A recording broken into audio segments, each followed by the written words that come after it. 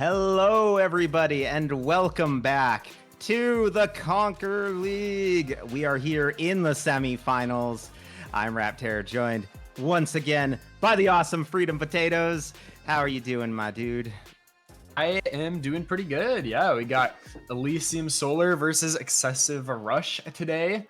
Two teams, I think, from both from Group A. We got a Group A showdown, and I think very similarly performing teams across the season. So this once again probably going to be a close banger. I'm hopeful that it's a 5-game series. At least I want it to go all the way.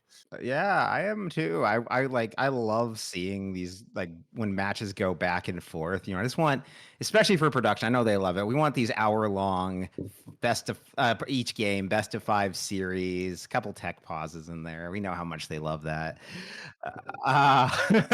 We can hear the production in the background, but we're gonna get into today's games. We've got Elysium and XSVR, two orgs with a lot of teams in these playoffs, but making it this far, it's been a very interesting journey for both of these teams. Yeah, it has been. Yeah, both starting off, very strong in their groups, 5-2 score lines. Elysium Solar with the one extra game win in the regular season, but then, making it out to the semifinals now. And yeah, I think we've got a lot of interesting matchups on our hands. We got, like, our always like to shout out Prophet of Tears for the content. Has both these teams ranked as number 1 and number 2 in the league. Number 1 going to Elysium and number 2 to XSV, and is therefore predicting a 3-2 in favor of Elysium. However, Elysium does have an E sub mid, which means that could shake up their power level. I hear that their sub Sinja is also quite a proficient player, but that is also going to cost them 3 bans in the draft, which depending on if the other team has any OTPs, that can make a really big difference.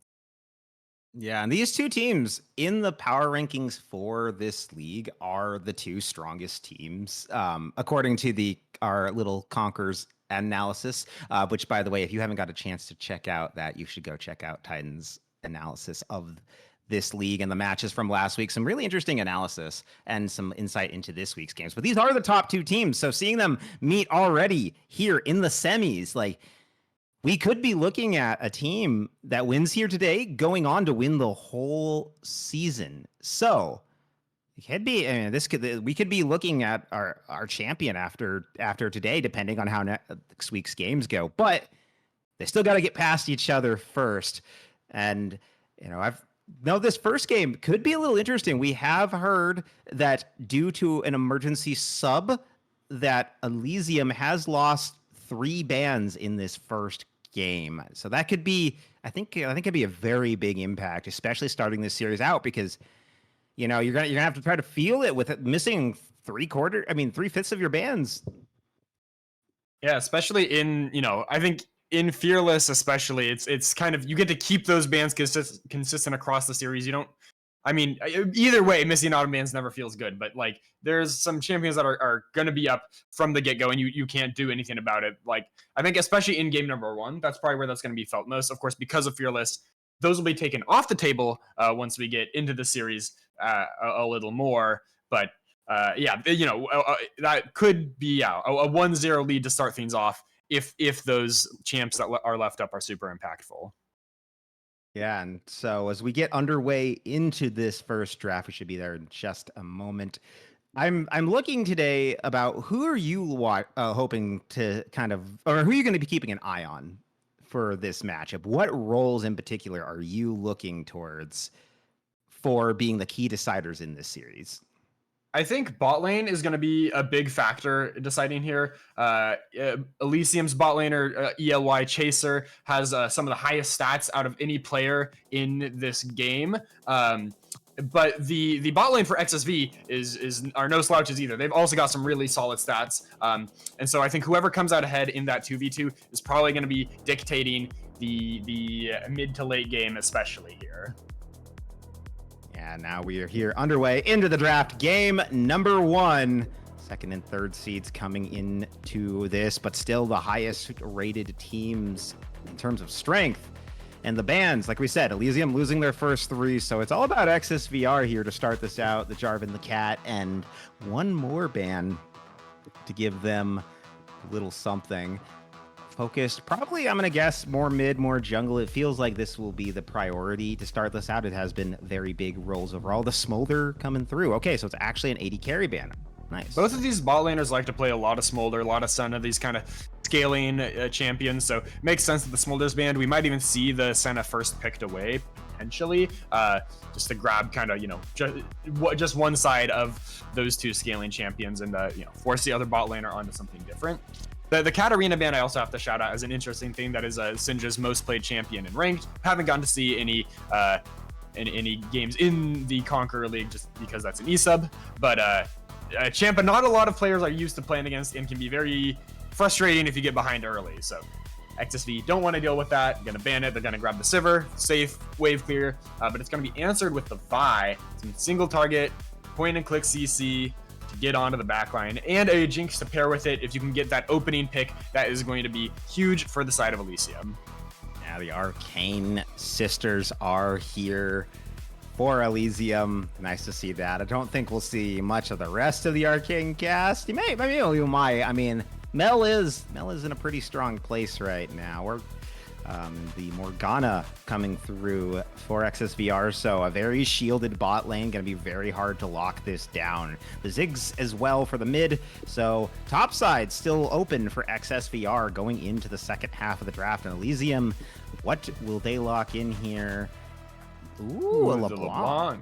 Yeah, Syndra likes to play a lot of these dashy mobile assassins, AP assassins in the mid lane, so LeBlanc makes a lot of sense, something that can get onto the Ziggs. But if Ziggs uses his minefield properly, and especially the satchel charge, he can actually like interrupt LeBlanc's dashes. So if you have really good timing on that champion, he can be surprisingly good into some of these mobile assassins. I'll also note the Morgana is probably going to the jungle for XSV. Queenie likes to play that pick in the jungle a lot. And it's actually got a very strong clear and everything. Yeah, and I honestly am surprised by the LeBlanc pick with a Morgana being already up on the board. Like, Morgana is really the counter pick into LeBlanc. Anyone remembering the famous matchup when Faker was, I think, undefeated on LeBlanc in pro play, and then the counter pick coming out of Samsung at the time was the Morgana.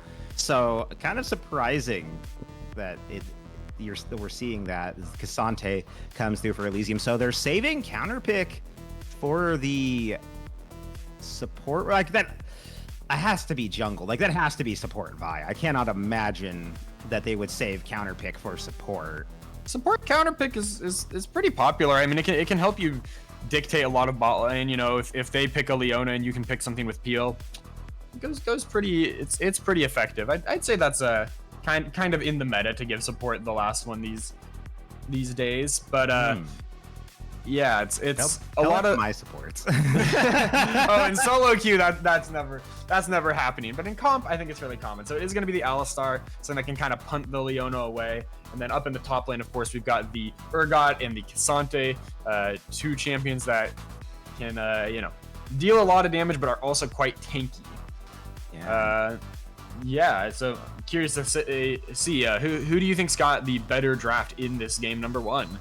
So I almost want to say XSVR because I see a lot of different tools on their kit and a lot of different ways they can go about playing the fights. In particular, because you have a Sivir, Morgana doesn't really have to give her spell shield ever. She has her own.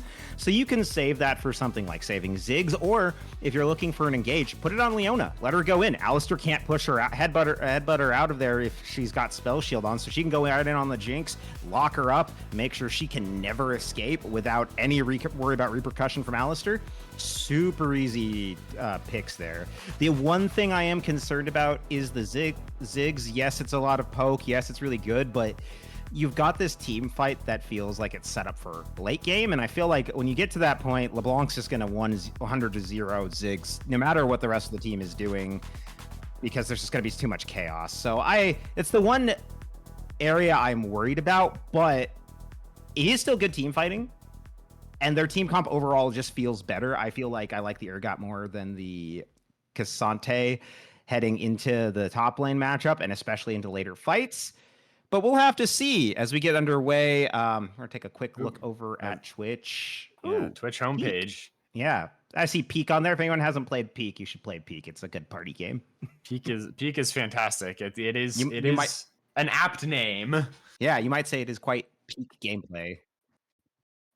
But But we'll yeah, be I've getting got there to in a moment. agree with your assessment of these team comps.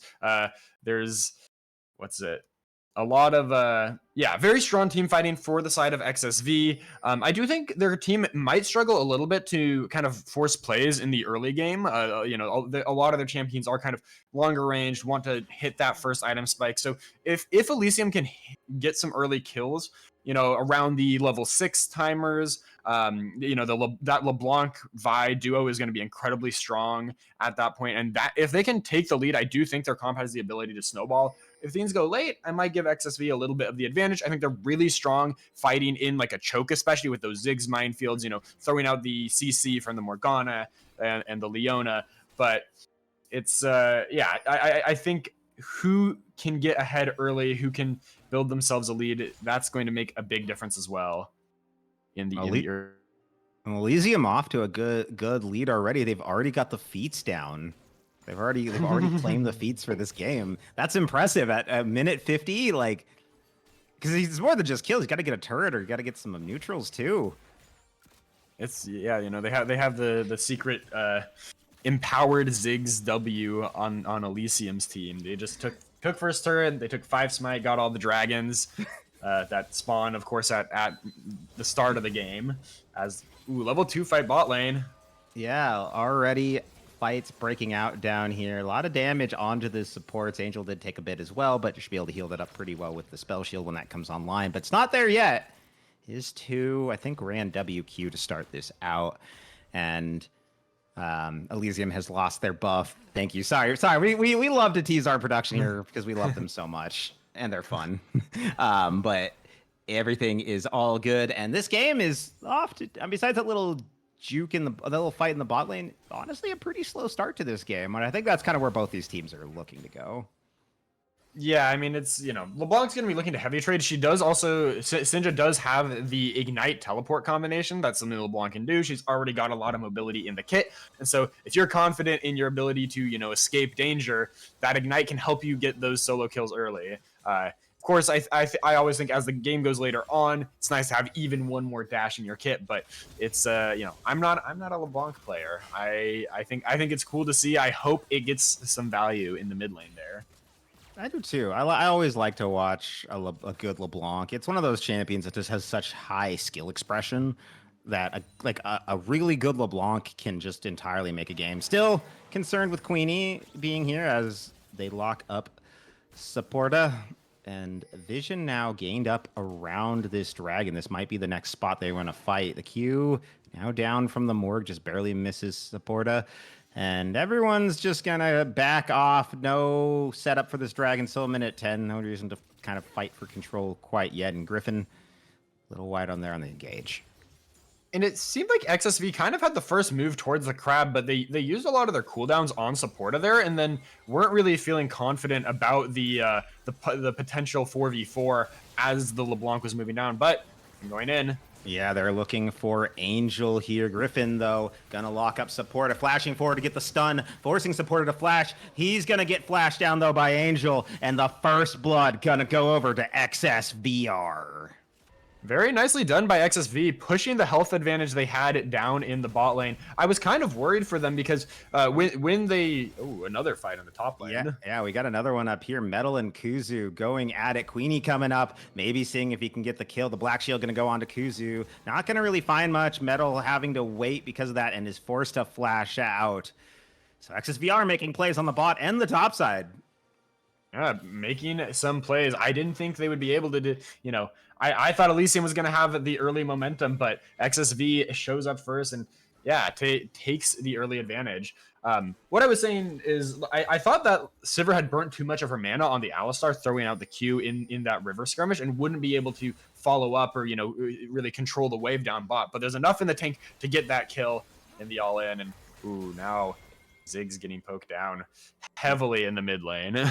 Yeah, we were talking about this in the draft. My one concern for XSV is that mid lane, Ziggs, great clear, great for fighting, really struggles into an assassin like Sinja. You did say you can use the satchel charge to kind of dodge it if you're pre-prepping it, but that's still a lot of pre-prep you got to do. And LeBlanc can kind of dash around that pretty easily and can catch you before you're really prepared. So, well, I'm still concerned about Queenie's existence in this game. Again, like I just cannot stress how much Morgana is a counter to LeBlanc. But if she's not around, this Sinja's got a pretty easy time dealing with this mid laner. Yeah, but smart moves by Rutledge, just abusing the wave clear to take an early reset, negate all that health advantage that Sinja had, and should be able to get back without missing too many minions. So that's a lot of the power that the Ziggs has, and very similar to a lot of these other wave clear champions like Lux, also, who can just kind of use the ult on the wave to go back to base, and you can say, oh, you poked me down to half health, but I'm back with full health at the cost of one melee minion or something. So it's a pretty happy spot to be in, and lets you scale up pretty safely. Yeah, and I mean it's helped out so far. Also got those early items, so his passive has been popped. Really wants to back, isn't going to really get the chance to though, because this dragon is getting burned down pretty quickly. Elysium is here though. Angel and Queenie locked up in the pit, and they're going to go straight for the Ziggs. Queenie will manage to secure the Infernal Drake, but can they get out? Can they find anything else? Sinja looking in, looking to get Rutledge, gets the Ignite, and will pick up the kill. Meanwhile, here on the side, we are seeing Elysium's AD carry forced to flash. Chaser barely getting out by the skin of his teeth, sub 30 health. And they'll trade one. They'll get a kill for the neutral. I thought that was about to go way worse for Elysium. Those health bars are so low, and I thought Chaser was going to die even with the flash. But they do get the one kill, which will actually give them a minute gold lead at the cost of the first dragon here. Which, yeah, I mean, overall, I'd say game state, still fairly even, but that's not really what Elysium wants. I think they want to be taking more early leads here, and the fight just felt a little disjointed. They were kind of hitting different people all over the place, while XSV was a little bit more grouped. Yeah, and XSV did a very good job kind of buying space, giving time for Queenie and Angel to finish up that dragon, and it paid dividends. That Infernal Drake is pretty good. Sure, you lose your mid laner for it, but you got the sum out of Sinja, and it's just gonna kind of, it's LeBlanc. Still good to have the kill on her. She is the assassin, great for Elysium, but could have been worse. You could have given the kill over to Chaser and let her just pop off with the passive, so the worst position is Queenie and XSVR now taking the grubs. They're going to let a little bit of pressure go on this bottom side here. Angel going to try to clear up this wave and prevent him from getting a plate, but XSVR really in control of the neutrals this game, and Elysium just kind of caught with their pants down yet again on them. Yeah, I kind of wanted to see Supporta move up to those grubs maybe, because Griffin, playing really smart there, helping shove out the mid lane, but getting engaged on in the jungle here. Okay. It's just they're going to back off that play. But yeah, Griffin helping the Ziggs get the wave clear on, making it hard for LeBlanc to jump in aggressively. Oh, that's an early W from Rutledge. Yeah, Rutledge not going to actually get killed there, but will be burning those pots and the ultimate, trying to just keep the wave from getting pushed in. But that's just the power of this assassin here, this LeBlanc, able to just very quickly rip through the health bar of the Ziggs, and he is at least going to get the pressure in. Again, difficult to outpush him when you really only your wave clear is your W and your mobility. But overall, the game state, I think, very good for both these teams. For Elysium, they're not too far behind. They found some opportunities, and they could see some avenues where they can kind of put their focus mid lane, maybe even bot. For XSVR, a lot of control of these neutral objectives to help them get to their scaling points a little bit faster. And just as we're talking about that mid lane earlier, Sinja getting another good trade onto Rutledge. Will not have the Ignite down this time, but already half health the Ziggs, and he had to TP in, so could be a little rough for him if he gets forced back again. Yeah, it could be rough. Looks like he's just going to shove and the LeBlanc again not having a lot of wave clear, so it's going to be hard to take advantage of that trade. Almost wanted to see maybe if Sinja would stick around and try to find a cheeky angle when Rutledge uses those CDs on the wave, but it ends up just taking the reset and might wrap around here in the mid lane though. We see that little picture here, and yeah, Rutledge could be in danger. Yeah, could be, but he does see Queenie, so he's going to back off. But that's the sign he can go right on into the Ziggs. Oh, he's going to miss the tether, but we'll get the Ignite and the Q, double Q down. So we'll manage to secure the 1v1. A little haphazard, but it works. And that's just a little greedy from Rutledge. I think you could have just cleared the wave before that cannon wave, gone back and done the Ziggs classic of just not interacting with your lane opponent at all. Down in the bot lane, though, Angel and Griffin getting a lot of damage onto this turret.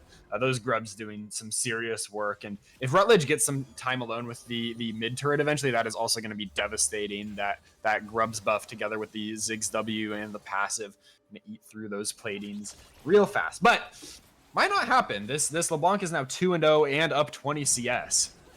Yeah, and speaking of up, Griffin going up in the air and forced a flash after the pulverize coming through from Supporta. But they do get the plate. So 4 plates for the bottom side for XSVR, make it a 5th in the top side coming out of Kuzu, who we haven't talked about it, but top side a little down in CS. And it is a rough early matchup for Urgot. He really needs that cleaver online to be effective, I feel. Yeah, I think once he gets that cleaver, he's going to be able to fight the Cassante much more comfortably. But right now, the Cassante is sitting on that first item. Urgot opted to go for the Cull. Actually, the Cull was probably a starting item, so it's not really delaying much of anything here. But it just hasn't gotten to back off here. Oh no, Rutledge been found again by Sinja. Throws the W, throws the ultimate, but nothing gonna come through. And the flash ult coming out of the Vi. Queenie is here to give him the black shield to help him get out. Now going forward with the ultimate, looking for Sinja, looking for the Vi, gonna lock up Vi and will take him down. The Jinx rocket from Chaser gonna go wide. And XSVR turns the gank on its head and gets another kill for themselves. And that's probably going to be the Dragon as well, unless the Elysium can find a pick. They don't have the Jinx ultimate, they don't have their jungler, and the ultimate from the LeBlanc is also down. And it's very hard to get in on a Leona Morgana. That is several decades of CC that we are looking at here in that Dragon pit. So that is going to be another Dragon claim. That should be the feats of monster slaying over to XSV. And yeah, I'd say they're, the gold lead's pretty, the gold is pretty much dead even, but XSV I think should be feeling pretty good from their current spot. I think so too. They're in a very solid position for themselves, have really built up, and I mean, they don't really have a lead, but they've built up themselves up some nice gold, gotten it where they need it. They're getting a lot of it onto this Sivir, getting some of it on the Morgana is also really, honestly, a good spot. She has some pretty good wave clear of her own for later in the game and can do a pretty penny amount of damage. I don't know if that's the right use of pretty penny. Anyways, it's a good spot right now for them. But again, Elysium not bleeding too much, still have maintained a slight gold lead. So it's not like they don't find themselves in too bad a spot. A lot of this is, carried through the mid lane where Sinja is building quite the lead, but their bot lane, despite getting pressed in so much, hasn't been feeding kills. So that's at least a positive there. And this turret, speaking of bot lane, will go down. XSV are going to get the first of the game, so they will claim the feats. We were baited with the graphic earlier. It will be XSVR with the special boots. Now that first tower going down before platings even fall is, I mean, that's pretty rough for Elysium's bot lane and Sinja. Sinja getting locked up, trying to run, trying to escape, but will get torn up. Griffin, though, going to be the one to secure the kill. But hey, they get gold. They get Sinja finally, so you got to take the wins where you can. Kill goes onto Leona. It'd be really nice to have that on the Ziggs to be able to match the LeBlanc 1v1 a little more. But I always like a little gold on the supports. They don't get much income. Throw them a bone once in a while. But that's just, the power of the CC, all the lockdown. Ooh. Oh, yeah. Now we're going to see Metal get flanked up here by Angel coming straight down the lane. Kuzu going to grab him, though, with the Fear Beyond Death and will finish him off. So top laner down, this turret now under pressure, but Chaser is here, God's Glory is here, Queenie here as well. The Vi really was considering going in there. Now Griffin has come on up, and I think Elysium's just going to give this tower up. They really don't have the ability, and I feel like Angel is in turret range there, but okay. Okay. And now, okay, but then that farther distance. Turret range sometimes is a little silly. But won't be for much longer because this turret is getting shredded down. Teleport gonna come through from, looks like Metal and Sinja. They are going to look for a big play here. Queenie going to get the ultimate down. Gonna drop the Black Shield as well. Teleport coming through from Rutledge, but will it be in time? It will not. They will lose Queenie in the process. Now Angel trying to kite back. Fight breaking out. Kuzu going on in, getting knocked up, getting blasted around. But the Sivir still fighting on the side. Now Kuzu taking a kill onto the Cassante. They will lose the Sivir in the process, but this is a very big Urgot. Chaser getting really low. Rutledge looking for the kill. Gonna go a little wide there. Gonna get hit back by this Vi, but here comes Griffin to save the mid laner, but not for long. Sinja gonna go on a killing spree. And now 2v4. Elysium just backs off. Yeah, 19 health left on that Jinx. Thank you, production. That's incredible that she lived, and honestly incredible that more members of Elysium didn't die there, because they got very low. And 5-1 now the kill score for Sinja. It really is LeBlanc versus the world right now. I think they'd really like to get some of those kills onto the Jinx, who I think is going to be really necessary to fight back in the late game. Eventually, the front line for XSV is just going to be too hard for LeBlanc to deal with, I think, unless she can find really good angles onto the Sivir, onto the Ziggs. But there's just a lot of defense for those champions. So eventually, hopefully for them, the gold can get shared around. Yeah, gold just kind of funneled in one direction. It can be useful, but again, can be very difficult. As we saw in that fight, if Sinja misses, things can turn very quickly on their head if he doesn't get those executes off. I mean, we saw in that fight, Queenie got burst at the beginning, but still, Elysium, while they came out ahead 4-2, like, Kuzu gets one extra hit on somebody, that whole fight could have turned on its head. These are very close margins. I agree, gold needs to really be kind of spread out. You need more of this on Chaser. You need more of this on the Cassante. Maybe give a little to the Vi as well. And XSVR, sieging up on this mid turret. They now have the gold lead about 1,000 up despite losing that fight. And they could be cracking this. They will crack the turret 10 seconds ahead of the Ocean Drake. Well, sorry, not Ocean. This is Hex Drake for the Soul. Put themselves on Soul Point. Kuzu taking a little bit of a trade there. Sinja going in, looking for Kuzu. The Black Shield will come out, though, and he will be fine. Chaser getting cut off from his team. So the dragon is here. Metal gonna clean up the vision in the area, grab himself a little plant, and just try to hold on here. Sinja, a lot of damage onto Griffin, but gets locked back up. The ult gonna go wide, though, and the battle breaks out. Griffin getting super low, getting torn up. Gonna get cease and desisted by Gods and Glory, who will trade his life, and Alistair's as well. And now the Jinx, though Kuzu also dies there on the side as Sinja picks up a shutdown for himself. Now 3v2. Sinja and Metal versus Queenie, Angel, and Rutledge. They're just going to back off and let them have this dragon. It was a kind of a messy fight. That was very messy. I mean, a lot of the damage from Sinja goes down onto the Leona at first. It's a big chunk, but it does get turned around. The Jinx was just left alone with Kuzu free hitting, flashing in there. No summoners available for the AD carry, and just gets mulched by the Urgot. So that is tough for your team fight win condition. You really want to be, if LeBlanc is getting all the kills, you at least want the Jinx to get an assist, get to reset all over the place and help deal some damage. But it's third dragon now secured for XSV. They are on Soul Point, and I think if they get that soul, that is just going to be so hard for Elysium to deal with. That's going to be a lot more damage, some extra ability haste as well. So those CCs are going to be flying even more frequently. And just checking in on the Sinja kill count, it is now 7-1 on this LeBlanc. An impressive scoreline, but it feels like in these fights it's not quite enough to find the win so far. Yeah, it's just it's getting lots of kills, but it's like cleaning up a little bit on the end of fight and not able to really do anything until then. Playing really like an assassin, but doesn't really have the team to back that up, it feels. And I hope we get a replay of the fight because I really want to see like just how Kuzu. Oh, Gods and Glory flashing was looking for Rutledge with the Q flash, hoping to maybe get that extended stun. It's always a fun thing to land if you do, but it's gonna go wide, and Angel gonna clear up this mid lane. Yeah, we will. We will. I'm hearing from production. We will have a replay on that earlier fight, so we can kind of see just how it all played out. I want to get a breakdown from you, Freedom Potatoes, on just how like what went on in that fight, where people had like where the big moments were, and like what really set it up to give XSVR that win. Because it did look rough at first, like you said, Griffin getting caught out at the beginning or going in and not really finding Sinja could have ended pretty bad, but. While we wait for that, XSVR is setting up to get on to Atakan. Kuzu has been caught out by 2, but it is doing a lot of damage here, and the ult gonna come in on to the Vi. She will get torn up. Kuzu gonna pick up that kill for himself.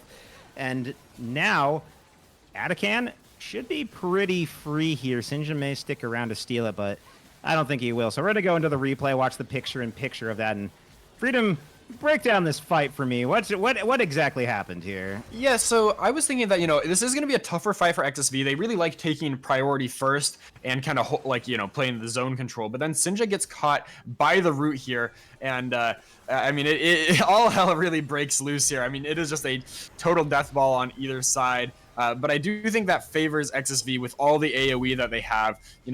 Elysium burns a lot of CDs just to get the enemy support. Which is not what you really want. And then you can see up on the top side, the bot lane for Elysium both get taken out by the Urgot, which is just a huge play. I think when Urgot gets split off like that, maybe he needs to get focused down. And then up until the end here, it looked like maybe Sinja would be able to go back in and find another kill, or at least get them low enough that, together with Metal, they might be able to force him off the dragon. But the poke from the Ziggs, too much. And they end up having to back off and give over that soul point. But now XSV has picked up the Herald as well as the Otacon. The Herald together with the Sivir and the Ziggs and the Void Grubs, that could be like a game-ending push. If they commit to it, that could be like a dancing Herald moment. Probably not actually going to happen, but I think they could get several turrets out of that if they play their cards right.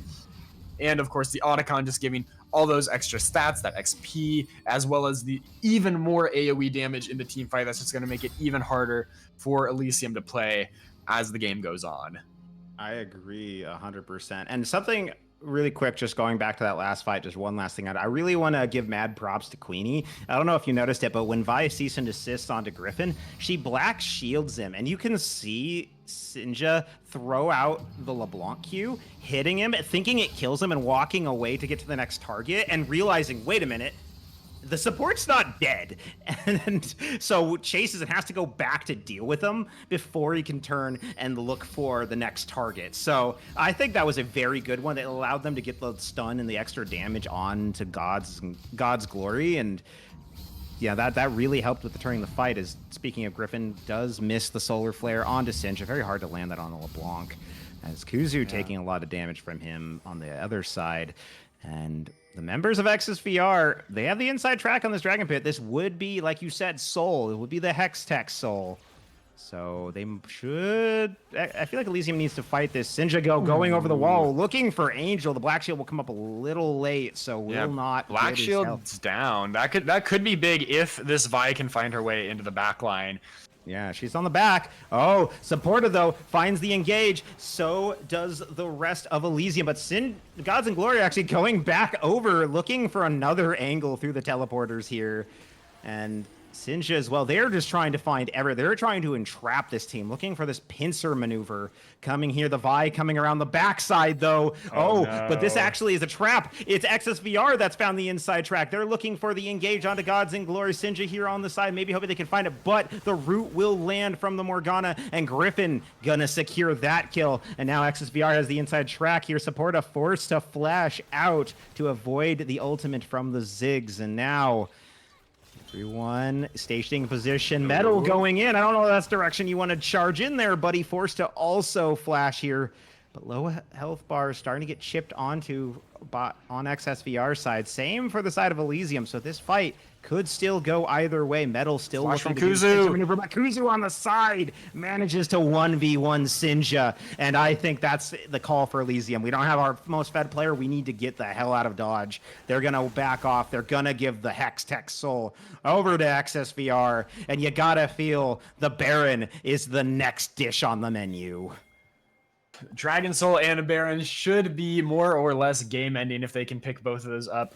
And, you know, explosive play from Kuzu at the end. I was going to say, as long as Sinja's alive, there is still hope for Elysium in finding a pick, turning things around a Dragon. But the flash flip from the Urgot denies any chance of that happening. And I liked how how Elysium was playing that at first. You know, they had multiple flanks for XSV to watch with the Vi and the LeBlanc, but God's Glory goes a little too deep, I think. And once that Vi is spotted, you know, doesn't have a lot of ways out, gets picked off. And I think maybe the play for Elysium actually should have been to turn onto the Dragon instead of trying to bail out the Vi. If they have enough DPS, which I'm not actually sure if they do, I don't know. Like, the Jinx is only on 2 items, so I don't know if they could have nuked the Dragon down. They still have to worry about, you know, the Ziggs ultimate and things like that. But I think there was no way God's Glory is getting out of that situation. So maybe if they could have gotten the Dragon and denied the soul, that might have been worth it. Yeah, but now they've failed to deny the soul. They failed to deny Griffin, the Baron, and now they may fail to deny even Griffin a trip back to the fountain because he's not really taking a lot of damage there, and comparatively. yeah, he's very tanky. Yeah, now the siege beginning here for XSVR. They got the grubs, they got the Baron, they have the Zig. Sinja on the side looking for something, but he could get blown up like it's nothing if he's not careful. Queenie has been so dominant. Like I said, is the big counter to LeBlanc, can get the black shields down like Rutledge just got against God's Glory, who cease and desists on in. Supporta looking to maybe headbutt Pulverize on to the Ziggs. He will manage to find him. Sinja trying to get in there. Won't be able to do a lot of damage though. Supporta getting so low. Queenie will pick up the kill. Now Griffin going on in, looking for Sinja, trying to stun him up. The clone's going to come out, and he's on the run. Metal going back in, trying to buy some space, hoping he maybe can pick up Rutledge, but it will not be able to. Will go down to Angel, and Kuzu will grab Sinja on the side. It's just Chaser and God's Glory left. The 7 in his name represents the 7 kills. Elysium managed to get this game. They have just been rolled over as XSVR is looking to end it right here. There could be a good opportunity as the inhibitor has fallen. The Nexus turrets are going. The bottom one is going to go down. Chaser getting ripped apart. The Ziggs ult from downtown. Rutledge gets the dunk onto Chaser, gets the dunk onto the Nexus, and XSVR is gonna take game number 1. As soon as we hit the mid game, that was so dominant from XSV. It felt like Elysium really couldn't do anything. You know, this LeBlanc doing a lot of work, yes, but no kills on any other members of that team. It's you know, the E-sub though is showing a lot of promise. I mean, this is only game number 1 of a best of 5. If Sinja can continue putting up performances like that, Elysium might be able to bring it back. But I do also want to pull things back to the jungle matchup. I was looking at the content piece from Prophet of Tears, who thought that God's Glory was going to be getting the upper hand over Queenie in this series. Now in game number 1, it certainly did not look like that, but the Morgana is a very strong signature pick from Queenie that, you know, that is now off the table thanks to Fearless Draft. So things might look very different in the future. The Vi was, I think, totally counterpicked that game. It was a very hard game to be that champion in this time around. So things could shake up a lot as we go into game number 2.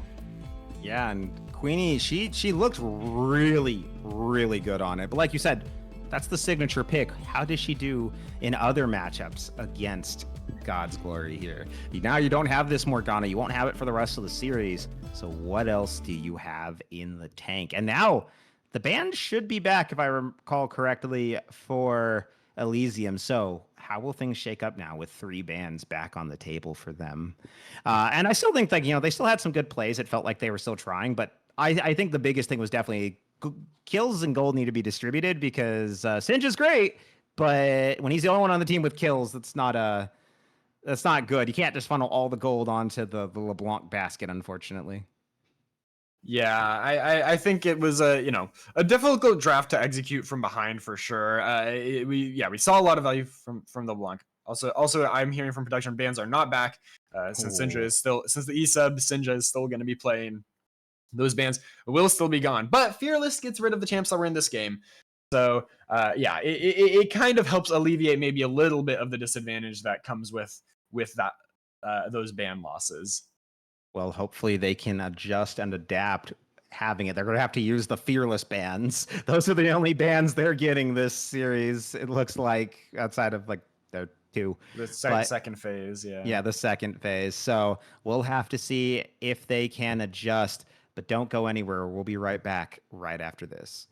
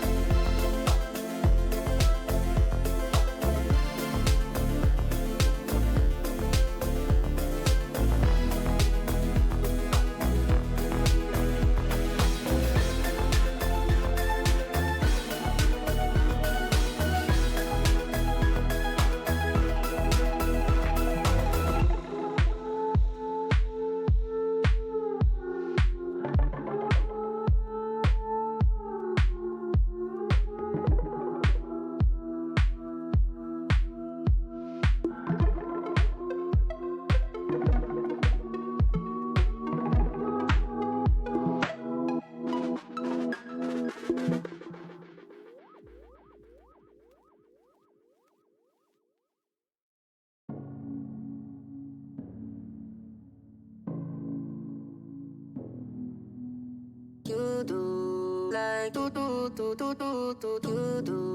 like crazy, oh oh crazy, oh oh crazy, crazy, oh crazy, oh oh crazy, crazy, crazy, crazy, crazy, crazy, you do like crazy, oh do like crazy, oh.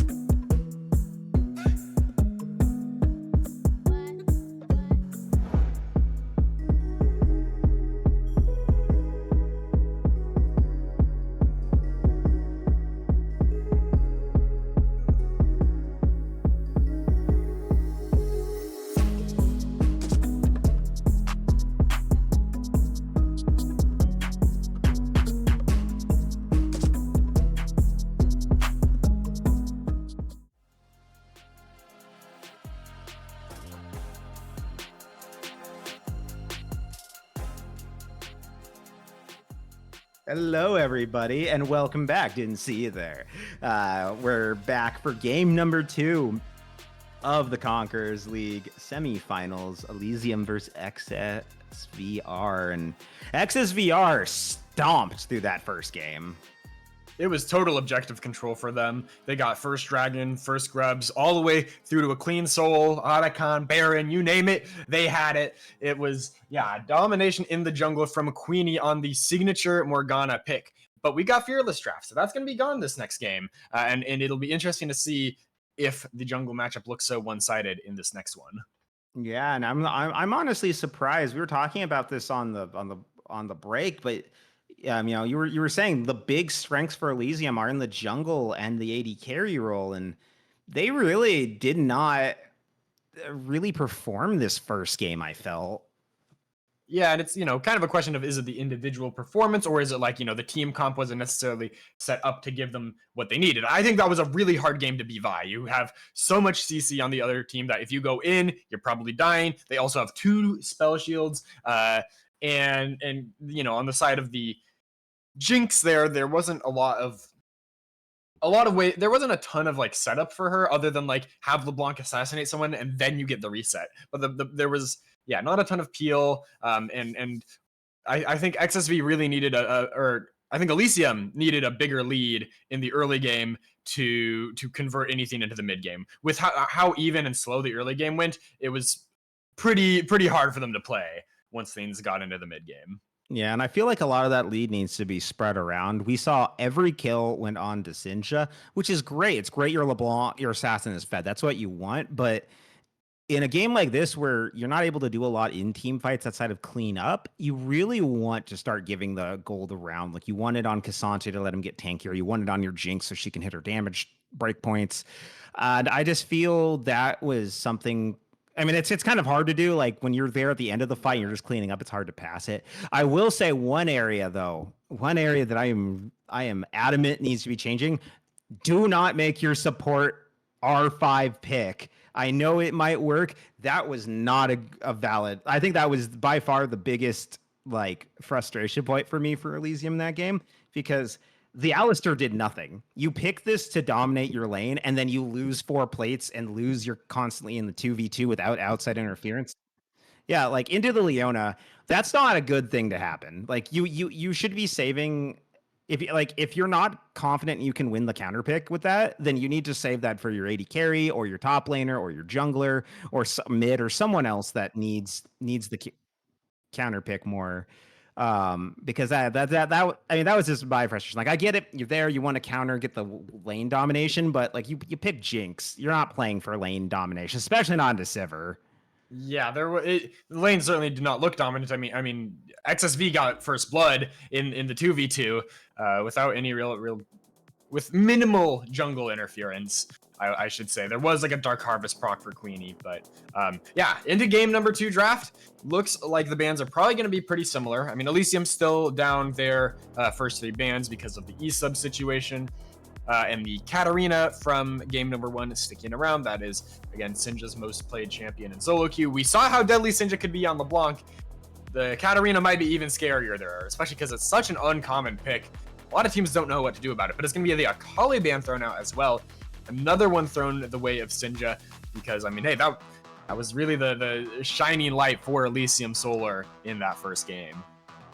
Yeah, and more mid bans coming out of XSVR. They have swapped it up though, so it's just 2. It's going to be 2 this time instead of that little jungle ban as well, but now a jungle ban coming through for them. And Elysium, like we said, still 3 bans denied them because of the E-sub, so they will not have anything in this first round. So XSVR really gets to have their cake and eat it too, especially with the B1 pick. And this time it's going to be, I'm guessing, something in the AD. It's going to be the Smolder. Okay, makes a lot of sense. I think they banned that away last game, but that's a very strong pick. You know, if you can stabilize your bot lane and scale up, it's free wins in the late game. It's going to be answered by the Senna, who also has that infinite scaling. Less on the damage side, a little more on the utility side, and a little bit more team reliant, I will say. I think Smolder, thanks to the mobility from that flap, is a little more self-sustaining at times. Senna really wants to be, buffing up her team, giving them that speed, giving them those heals, setting up the front line for success. Whereas I think Smolder kind of relies on his front line to give him success. Yeah, and the Ivern there to add a little bit more protection, a little bit more front line with the Daisy. Good building. Again, looking like XSV are going to build another comp playing front to back. The Braum here also to provide a little bit more space and also help a little bit with the engaging too. So that's going to be unfortunate. That's probably the best pick they could have had going against them into the Smolder. Good way to block Smolder. But nope, not going to have. Instead, they're going to take the Gragas on the side of Elysium. So, okay. Interesting. Yeah. So I think God's Glory has actually played Mbessa in the jungle, so that could be where that champ is going here. We'll see. Mbessa is pretty flexible in where she goes, and so is Gragas. But I think that could be a Gragas top in Mbessa jungle. We'll see. They need ways to kill the Smolder though, because Ivern and Braum are so tough to get through. I think Ivern is a ridiculous champion. We've seen Queenie, I believe 2 weeks ago, perform admirably on that as well. I think that was her in that series. I mean, the shielding is ridiculous. Daisy offers ridiculous frontline. There's a lot of CC, so Smolder is going to be tough to pick off, and they're going to need to, I think, shut him down early. Now this time, Elysium going with an enchanter pick, the Melio. I think that's a great answer into the Braum. You don't want to pick something that's trying to go in because I think you're just always going to get shut down. So instead, it's something that offers a lot of utility to the team. Going to be very big here. Meanwhile, Mel is picked up for XSV. We get another arcane setup here. The matchup of Mbessa versus Mel. I've been playing a lot of Mel mid. I like it a lot. I know that there's been a couple little bugs with her, including one where she can basically kill herself, which is really bad that's something, a bug that can happen, but I don't see any of the things that set that up in this game, so we should be fine. Instead, it's going to be the Aurora for Elysium. So, interesting, very different style of comp. What do you think? This is this draft's kind of all over the place. I mean, I think XSV has a very clear way they want to play their comp, and to me that is always something you want, is just a clear win condition. You've got Smolder and Mel backline, and then you've got a lot of frontline, a lot of CC, and an Ivern as the cherry on top to make them even more unkillable. I think that's a very strong team in terms of scaling, because it's kind of just unkillable. For Elysium, I like what they've got down in the bottom lane. I think the Melio Senna may be able to get some early leads and offers a ton of utility for their team. But they're really going to need this Mbessa, I think, is going to be one of the major keys to them winning. It is the Mbessa jungle, and she is the one that has the most direct target access to the Smolder with that ultimate. So if they're able to keep her alive and let her do her thing, she might be able to take out XSV's win condition. Otherwise, I feel like their range is a little low and they might struggle into the Smolder when the late game rolls around. Yeah, and I think that there's some really good pieces for XSVR into the late game. Mel and Smolder are absurd late game. Mel easily can just wipe the whole team like it's nothing, and I can't block the I don't think she can block Senna's Q. I don't know. It's because it's not a skill shot. I mean, it's a line. It's opposed to a projectile. But she can block a couple other things, including the Gragas barrel, which would be kind of funny to watch that happen and split up the whole team. So I think I like XSVRs more. They have the Galio, they have the Braum, they got the Ivern. They've got really good peel for their carries. So I think I'm going to give it to them, especially after how last game went. If Queenie can perform like she did on the Morgana on this Ivern, I think this is a lock for XSVR. I think they'll be 2-0. I think XSV has a simple comp, easy to execute, clear win conditions, and I think that's going to give them the edge here. Once again, I think it's going to be on Elysium to try to find the early snowballing if they're going to win this game. Because they do have a lot of playmaking. Their top side especially has a lot of potential to outplay the enemy team. But if you don't have a gold lead, it might not matter. You've got to really hand stiff them at that point, and that's going to be tough with how simple XSV's comp is. Yeah, I do want to call out one more thing for the picks. I am a little concerned about Elysium's bot lane. We already said we were concerned after Alistair's failing last game. I love Milio. I have played him a lot in the support role. I'm very good on him. If anyone watched it in FOF, not tooting my own horn, but I also play a lot of Senna.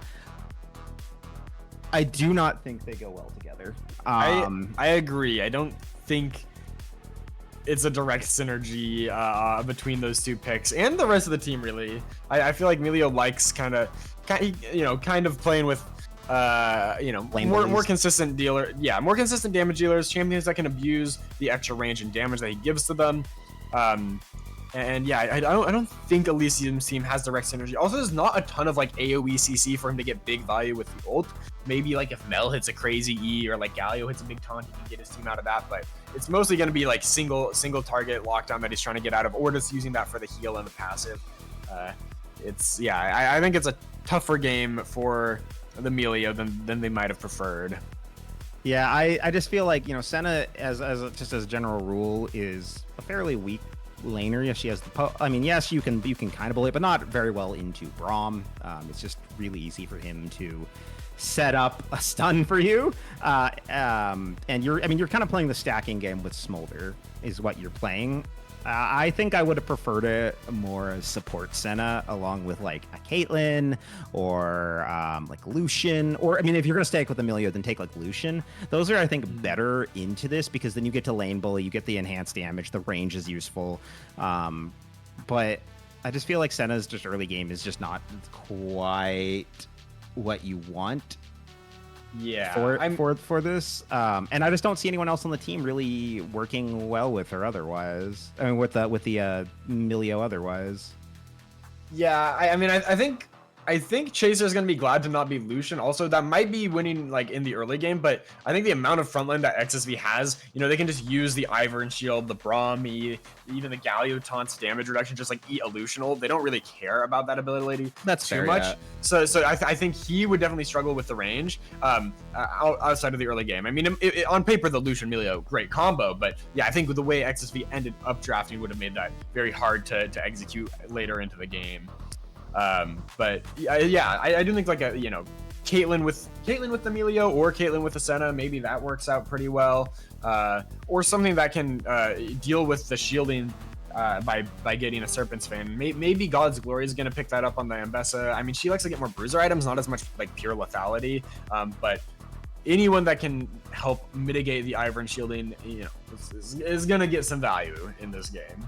Yeah, that's gonna be a lot of it, as well as a lot of the defensive tools coming out from the Braum. He's probably gonna take Guardian, so he should have a little of extra shield. Probably is gonna take a Knight's Vow and the Locket. Galio could also provide a little. Doesn't have a shield. Well, does he still get Magic Shield? Yeah, the ult gives I think it's a Magic Shield now. Yeah, I think it's a Magic Shield still. I never use Galio for the shield. I use Galio to dunk people with the ultimate and then just punch them with a giant rock.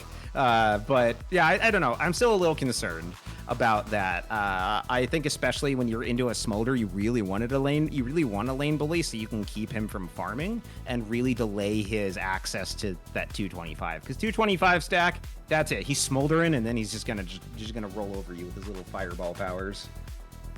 Yep.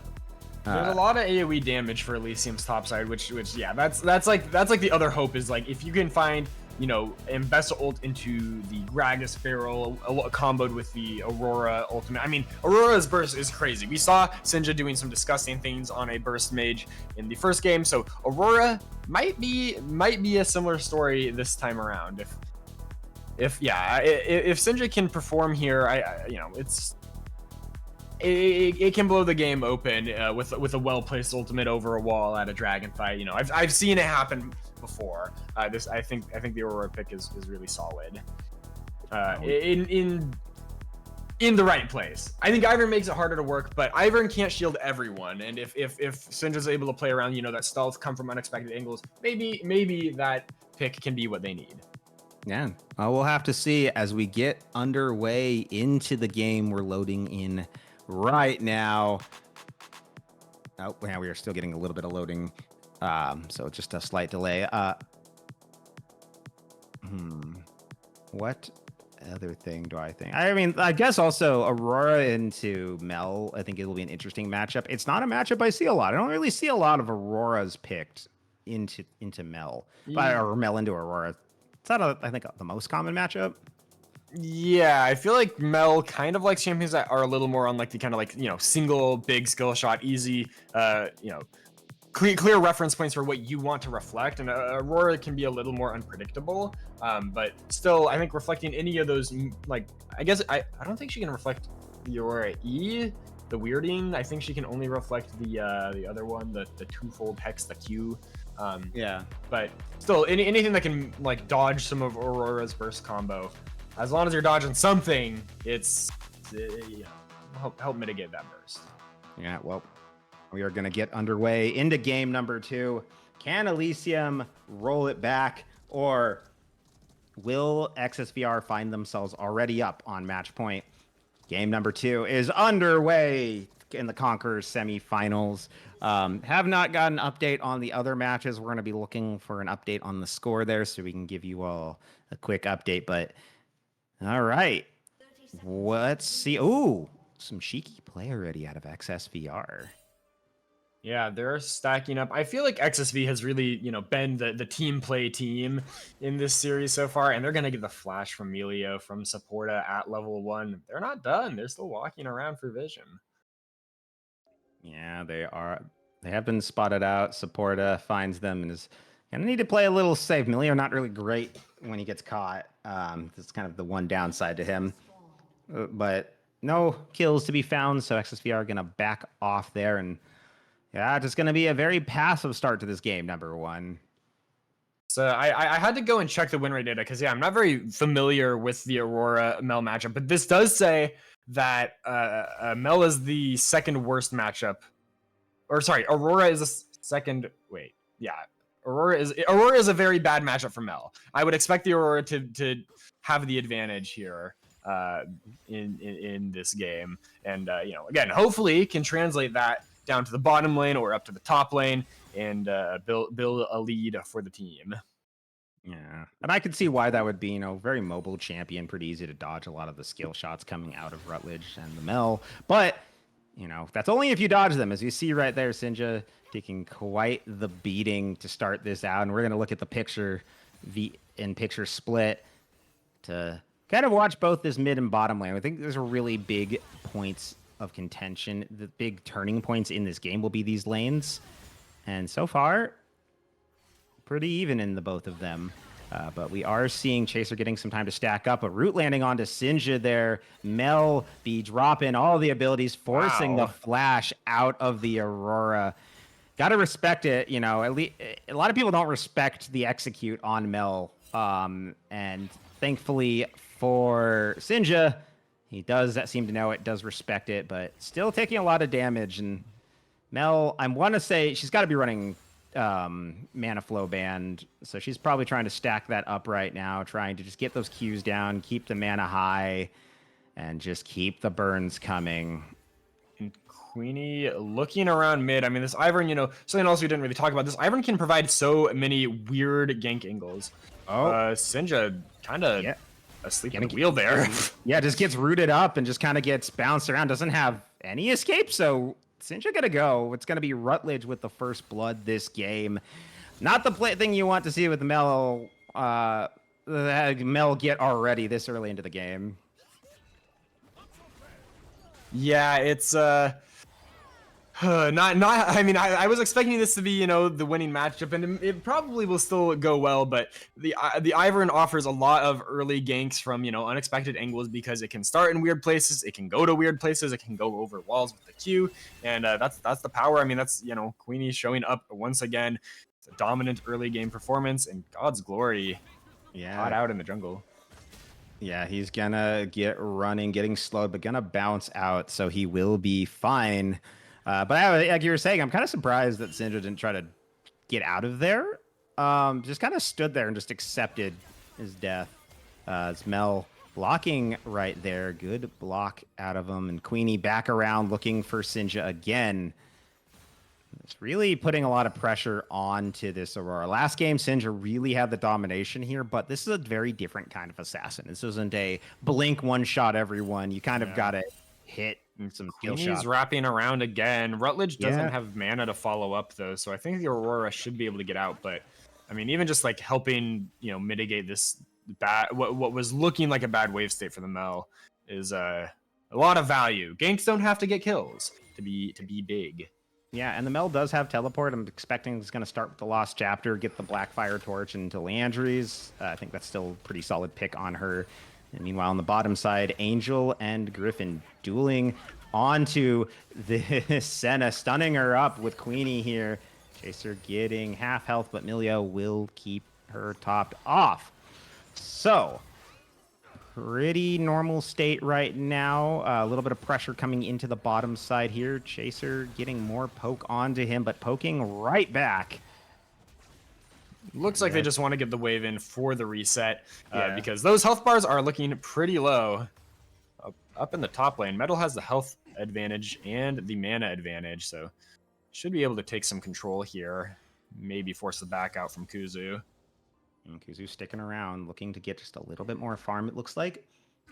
And the Gragas also at the mana flow band, so his mana should be pretty topped off. I think, I don't know what his stat count is right now, but gonna assume it's almost there for for that big mana regen, which could be really helpful in keeping him in the lane, letting him really juke it out with Galio. One of the few AP champions that I feel Galio doesn't have a super easy time with because of his ability to kind of be a bruiser and take those fights in with him. Mid lane continuing to just get poked down. Sinja has the level 6 before Rutledge. I guess the Ivern was maybe leeching some XP or maybe just level up timers, but Griffin also in the lane, helping out once again.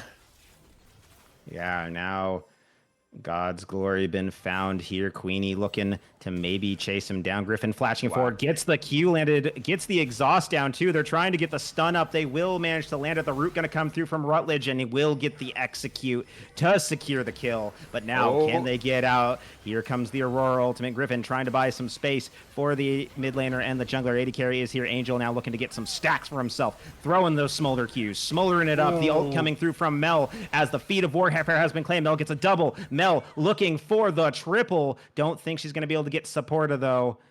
Supporta will get away, but 3 for nothing for XSVR. Don't think they're going to start the dragon. Their health bars are too low, but wow, what a good chase by them. That is a huge golden eclipse from the Mel here, and we can see, it all starts with God's glory down the flash. XSV really using the summoner spell timers to their advantage. The flash exhaust from Braum guarantees that the lockdown comes through, and look how long that stun into the root is.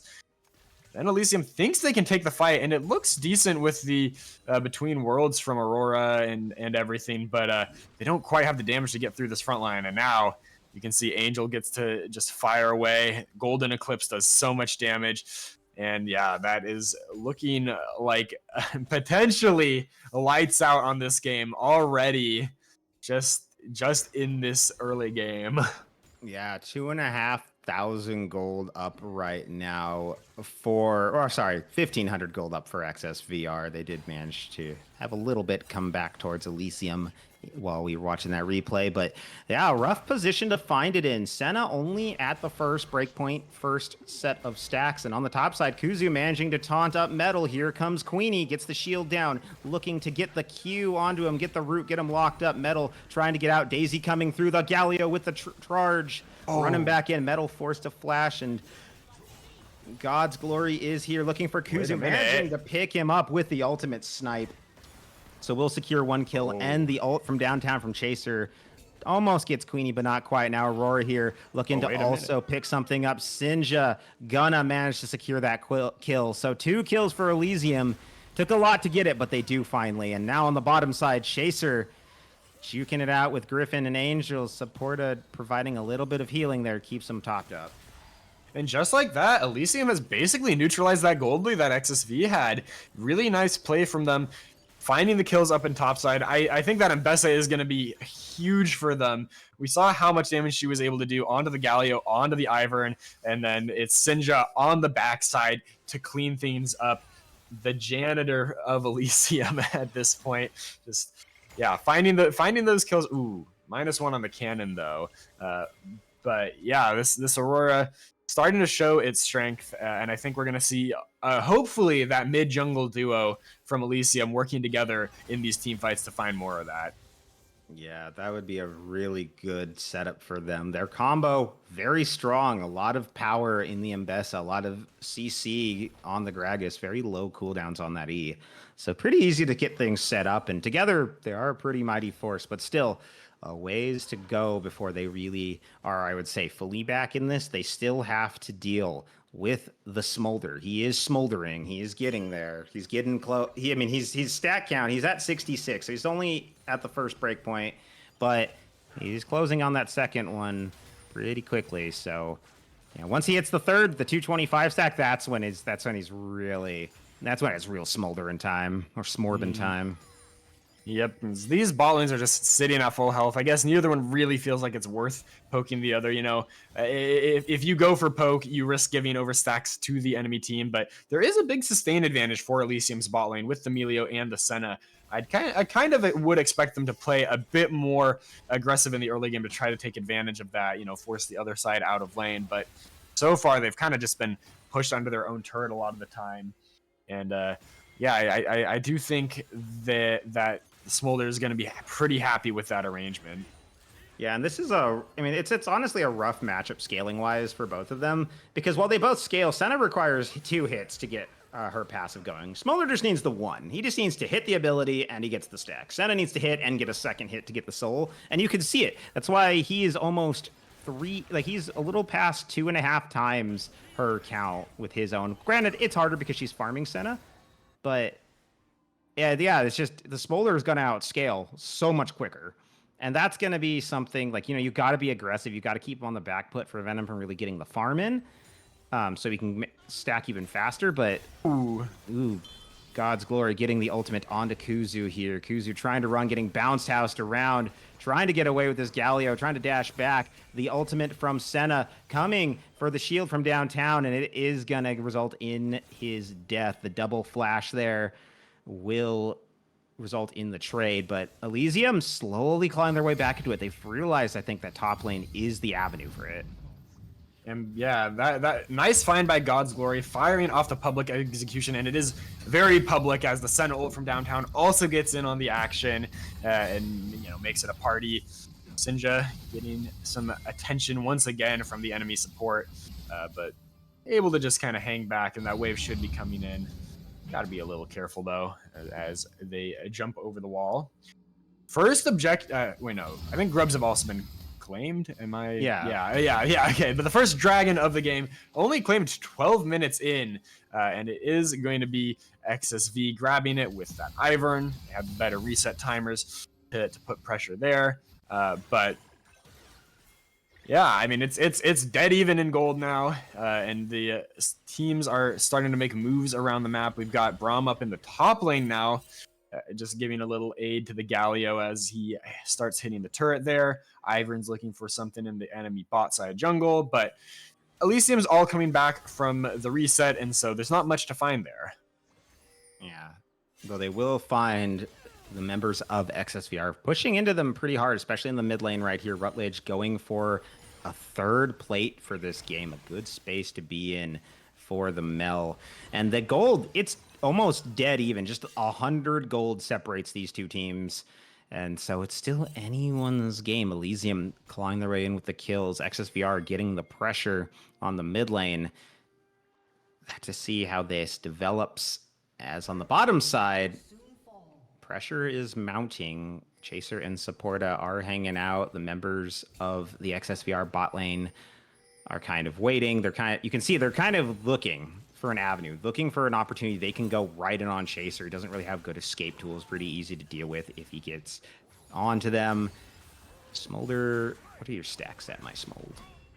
Nope, 35 over on the Senna, and they're taking a bit of an aggressive trade with God's Glory showing up.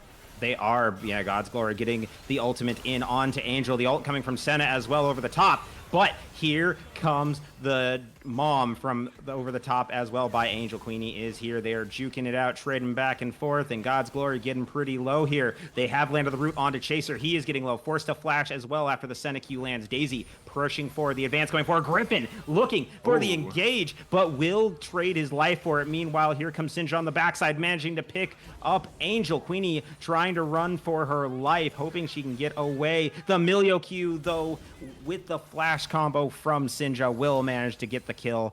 On the top side, though, Kuzu at least manages to find something and trades back onto Metal, but 3-for-1 overall for Elysium.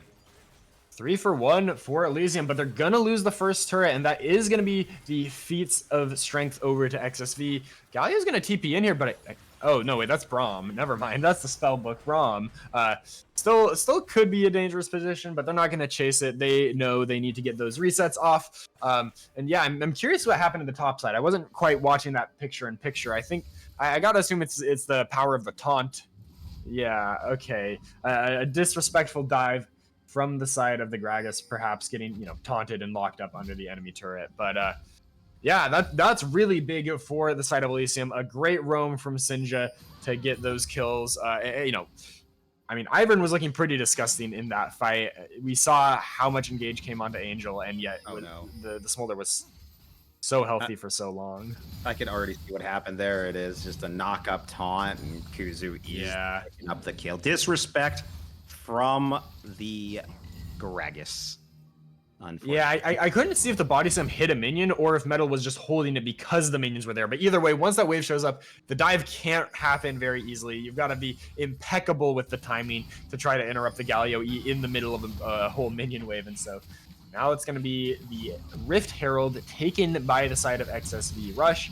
That's yet another objective over to them. Gonna help take down some turrets and maybe balloon a little bit of a gold lead, but it is Elysium who has a slim advantage right now. There's a fight happening in the jungle. Ooh, yeah, Sinja forced to burn the ult to escape, and now Angel, wasn't able to fly, forced to flash, trying to run. The Senna ult will manage to pick it up from downtown, but Mom coming over the top. Meanwhile, Rutledge gonna make the secured kill onto Sinja. The teleport coming out from Metal, flashing forward, looking for the barrel, but here comes Galio, looking for God's Glory there on the side, going on in now, diving onto Chaser. Metal getting slowed up. Everyone kind of just backing off. A lot of low health bars here, especially on the side of Elysium. And everyone showed up for that fight. It is an all-out brawl in the jungle, and it is just the 1-for-1 in the end. Smolder going down, that's pretty nice for Elysium, but they do lose their Aurora. And there's a dragon spawning just in 10 seconds here. Teleport still available for the mid and top laner from XSV, while Metal does not have the teleport up. So, but the Gragas is healthy. It's able to heal up with that passive. So not going to be, you know, hurting too much from the lack of reset. Trying to just buy space as Elysium starts up the dragon. But we'll see if XSV can find their way into the pit and take a fight. And Metal already had to burn the body slam to run out there. Supporta trying to peel on the side. The dragon is going to go over to Elysium, but can they get out of this? That is the question. Kuzu up on the side here, looking for the Aurora. Going to manage to get a big taunt on the Supporta as well, forcing his flash out as the fight breaks up towards the blue buff here. Angel looking to get some damage. They're not going to find anyone. Kuzu, though, looking for Sinja, getting a little bit of poke. Now, Metal's separated from the team. He is a Gragas. He does have a turret, so they can't really dive this, but they are looking to keep the wave distracted. And Elysium surprisingly gets out without a single member dying, and you're really getting that low on health, so they make off like bandits. Yeah, it's just better tempo on the map. They use Metal to help buy some space and get the dragon, even though, you know, the grouped up team fighting from XSV's side is so strong, and they have the advantage in the teleports. But yeah, that dragon I think is crucial for them to pick up to stop. Supporta has no CDs. No, he does not, and Rutledge is going to go dominating on that. Now Chaser, the one getting low. Mom coming in from over the top. The root almost landed. The ult, though, from far away, doesn't matter. Mel's still going to land it there. The Golden Eclipse is just too good. And the turret, too. So it looked good for Elysium, but they kind of, you know, they had the tempo advantage. It wasn't really their turn. XSV was able to set up in their jungle, and yeah, those two kills now are gonna, and the turret is gonna give them the gold lead back. And I think with the composition they have, they are gonna be very happy with this game state. We're seeing another massive mid performance, this time from Rutledge, 7-0.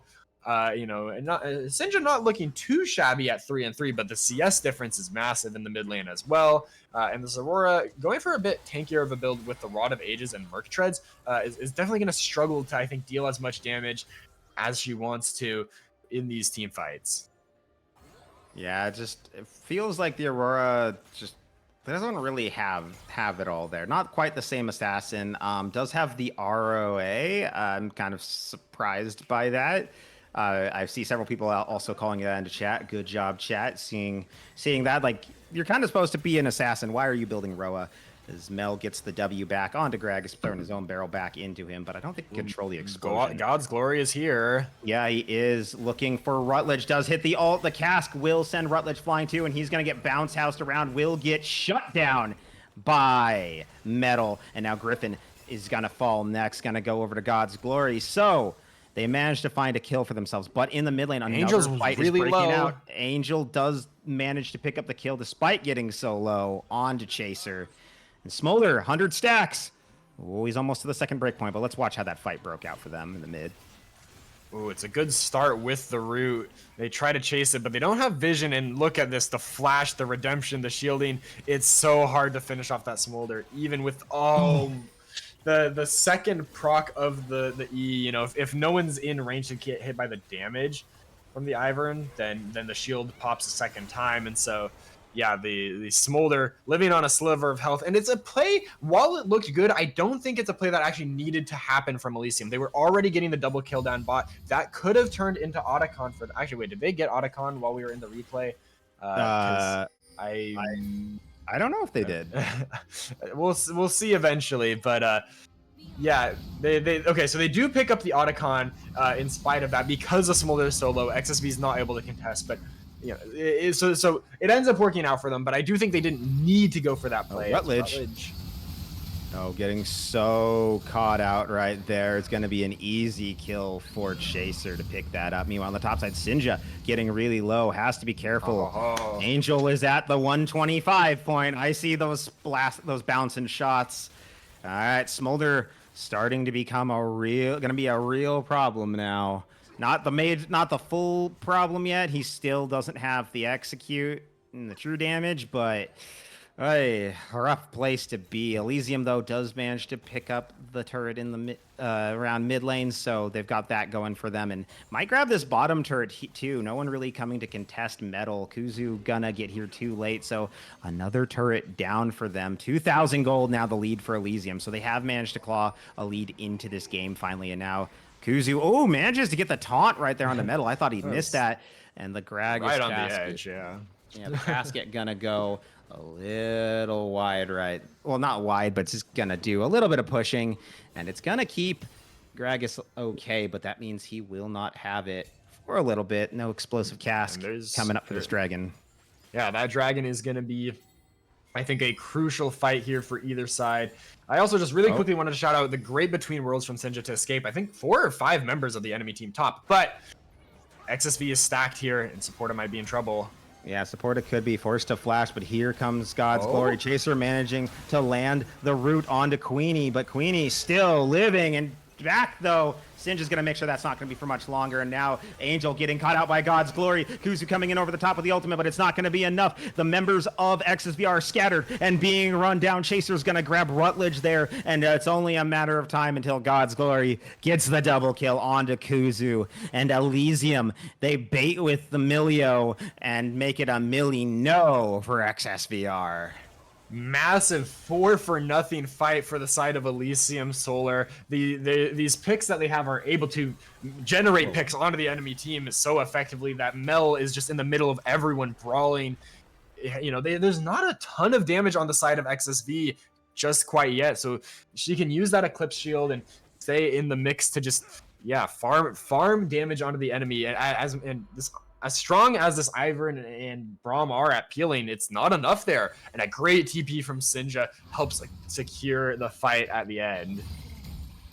As we get into the replay here. Yeah, so we have to keep an eye on the vision. So Not a lot of vision here for XSVR, I feel. And it's the route onto Queenie from Chaser that really sets all this up. It lets God's Glory go in. A lot of damage. And yeah, Sinja just gets a kill for free here. And then the public execution is also still up here. Finds it perfectly onto Angel. The flash does nothing as well. And yeah, Kuzi doesn't have the damage to kill off the support when, you know, as soon as that smolders down, that's really when the fight's over. But even the Ivern going down, I think, is really massive as well. Because that's like effectively like, you know, the front line. Ivern is what's keeping the smolder alive, keeping the rest of the front line alive, and no Ivern means no shields, and it's just over then. Yeah, and the spell shield prevented everyone but Smolder from getting ulted, so that's why it went through everyone and hit him. It's really unfortunate timing on that shield. I'm not sure where it came from though. The sorry, which shield are you talking about? There was I swear I saw a black, like a purple shield, a magic shield on Rutledge and Griffin, but I don't see an item that would give them it's that would be the Galio ultimate? Or Galio. It was the Galio ultimate. That's good call. We forgot about the Galio ultimate. We talked about this earlier with the magic shield. Yeah. You can see it on Kuzu there. The ultimate gives that same shield to everyone in the area, I believe, or maybe just the primary target. Yeah. But yeah, that's now we're looking at a 5,000 gold lead for the side of Elysium, and you know, they're up a dragon, they're up the Otacon. I think they're pretty firmly in a position to win this game, but they're gonna need to make sure that these fights remain tightly executed, because one misstep and you give Smolder so much time to scale, and Sinja almost caught out by the Glacial Fisher there, but is able to just hop over the wall. And now that ultimate is down from Griffin, and it's gonna make it harder to play if a fight breaks out at Baron here. And can we get a stack check on the Smolder? I saw that thing that said 223, but I don't think he's quite there yet. He would have already hit it. As speaking of hit, God's Glory getting hit up by Rutledge here, and now forced to run away, but is just going to get stunned up, CC'd, and taken down. Oh. The Sentinel will come too late, and that is the jungler down for Elysium. So XSVR starting up on this Baron. The teleport coming in from Metal. Looking here on the side, Sinja coming out of the bush. They're trying to pincer them here, but can they get onto them? Griffin trying to keep Sinja away. Baron isn't getting low fast enough. They might just turn, looking to hit Sinja. They do get the stack onto him. Kuzu buying space against 3. Now Rutledge looking to lock up Chaser. Going to miss it though. Metal now getting torn up. Baron still being slowly chewed. Mom coming in from over the top. Kuzu getting low, forced to shield, forced to get out of this fight. And now Sinja is in. Galio going back just to buy some space just so they can get the Baron, but can they get out? Angel going to pick up 1 kill there onto the Milio, but will they get anything else? Can they escape? Oh. Metal is trying to pick him up. Chaser going to get 2 kills, maybe a third. No, it's going to go over to Metal. A triple kill overall for Chaser and an ace for Elysium, and XSVR really needed to get off that Baron. It's a slow take from them. The Smolder does a lot of damage to champions, but his objective damage is not as good. And so they're just taking so much damage. Kuzu kind of baits some of the members of Elysium away, which gives XSV the time to finish the Baron. But it's a 4v5, and Elysium comes out with an ace, which is just crazy to me. It's, you know, it's. I think this flank from Sinja is a huge part of it. There was also, we'll see later, a massive body slam from Metal, but yeah, it's slow and methodical play from Elysium to find the upper hand despite losing their jungler so early. Yeah, and they spend so much time there just poking down, slowly chipping away at the members of XSVR. And Kuzu here, like, look how low he gets on the side. And then he has to ult back in just so his team can secure the Baron. But once he goes down, this fight is just on its head. Sinja just has so much room just to be able to hit from, and it's oh boy, it's kind of shooting fish in a barrel there. But we didn't quite get to see it again. But there was a massive body slam from Metal onto 3 players, followed by the QEQ combo from Sinja to just absolutely nuke what little hope was left for them in that Baron pit. We've got Dragon coming up in 10 seconds though, and XSV is first to the area. They've got the Galio TPing in as well, but Elysium overall in the stronger position if they can take some vision here. Yeah, but they got to be careful. This is, again, Smolder at his stacks, 273. Very scary place for them to find themselves even this far behind. No. And God's Glory going to get taken out by Rutledge. They got to remember there are 2 executes on the side of XSVR. You can't forget the Mel execute as well. Sinja looking for another flank opportunity. Metal just trying to buy spacey as Gragas. He can kind of go where he pleases like Mundo. And Sinja, Kuzu found the person he can actually duel here. It is the AP mid laner. Dragon is up, and Queenie getting the root onto Gragas here. They're going to start up this Dragon. Kuzu come over the wall. Teleport coming in from Sinja. They do want to try to contest this. Metal going in, looking to get into the pit. He is in range. Can he secure it? He is not going to be able to. The Sentinel's going to fail to secure it as well. It's going to go over to XSVR. Now the fight's broken out. Mel is going to fall, though, but Angel is firing, going to get stunned up, and the Ivern will go down. Angel is so low, none of his tanks can buy the space for him, and it's a double kill so far for Chaser, looking to make it another triple for himself. Is he gonna get this quadra kill? Griffin trying to just buy time, but gonna get an ace, gonna go over actually to Sinja. Another objective throw from XSVR. I didn't know we were watching Dignitas today, Potato. It really is reminiscent of the Dig Classic, but yeah, it's another 4v5 that Elysium is winning. I mean, some of the key ults are down. There's no Daisy, there's no Mom, so they feel confident taking this fight. And I am really liking the target focus that Elysium is doing here. You can see they're able to just snap up the Mel immediately. Queenie's also low on the backside. And then right here, you can see Metal finds the angle, flash body slam onto the Ivern and the Smolder, which buys so much space for the team to play. And then immediately, it's focus fire right back onto the Smolder. And once he's down, Galio and Braum are not doing anything. They are not protecting the carries the way they need to. And yeah, giving Elysium these great angles into what should be very difficult fights to win. Yeah, and also looking at where Angel is prioritizing damage, it's onto Metal and God's Glory. Just hit the Senna, hit the Aurora. You can blow them up with your Q. Don't stack on the tanks. That's going to be so hard to deal with. Like let Mel deal with that. Gotta really focus those squishies if you want to engage. But yeah, also like the tanks from XSV, I think that's the biggest problem is they just aren't able to buy time or space. Yeah, and all the inhibs are down for XSVR as well. So Elysium just really putting the chokehold on XSVR, up 8,000 gold right now. Yeah, that's just a rough spot to be in. But they do have a lot of wave clear. The Smolder and the Mel are going to be funneled a lot of gold and a lot of stacks here, so it is going to be on Elysium to use this pressure. That should probably be a free Baron for them because there's just so many minions walking into the enemy base. I think if they can get that Baron and walk those waves in, keep them buffed up so the wave clear can't come through properly, that should be the game. But if they falter and stumble on the way, that might give enough time for XSV to continue stacking and let those inhibs come back. And if that happens, the gold lead might not mean so much. Yeah, Smolder just becomes more and more powerful as the game goes on, as he gets more and more stacks. The execute is never going to get really much higher, but just having the explosive damage as a whole is a pretty effective tool in and of itself, and the Baron is respawning right now, so that's going to be likely the call here for Elysium. Yes, it is, with the inhibitors down. This is the perfect call for them to go for the Baron. They're going to try to get this objective, look to close this game out, and it's already started up. I don't think XSVR can even try to contest it. They're not even looking to contest it.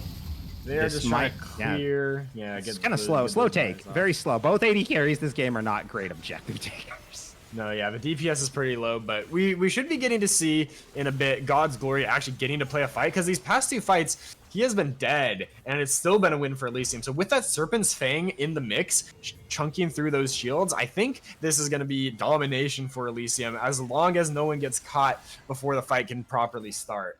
It's time, yeah. I think it's time for Elysium to pull the trigger and try or play the war of attrition. But I think they've got to use these waves, sync them up, crash in multiple super minions at the same time, and that's really going to be their ticket to winning this game. We see bot and top coming in now. Mid is cleared up, but it's yeah, this is kind of what could be the last stand for the side of XSV. And I feel like right here, what you really want to see is you want to see the Mel honestly poking at the enemy. Like, you've already got Smolder clear the waves. Let him do that. Oh, ooh. Queenie getting ulted back by the Gragas, but the Braum coming in as well. Galio coming in with the from over the top. And here comes Daisy looking for metal. The members of XSV are getting kind of low. They've lost one turret already. Griffin on the side here. Angel getting low as well, but looking for metal, getting him so low, and he will finally get one kill. They're also going to pick up the Senna there. This could be the opportunity XSVER is looking for. Sinja going on in, maybe looking to pick up a kill for himself as well, but it's going to head for the hills. Almost gets ripped up there, getting slowly burned down. Mel might just secure it with the burn, but no, and doesn't have the ultimate to secure that execute. But they do hold on. XSVR is not done yet. And it's a bit of an overforce from Elysium. We saw some of the team was kind of just trying to poke and hit the turrets, but meanwhile, the Gragas goes in deep on the bot side and is not able to get out. So, you know, what probably should have been the game-winning push ends up backfiring a little bit here.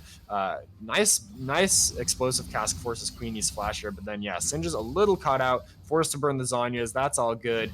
But I think this is just an overplay because you see the minions are hitting the turret and there's a lot of space for Elysium to follow up on that.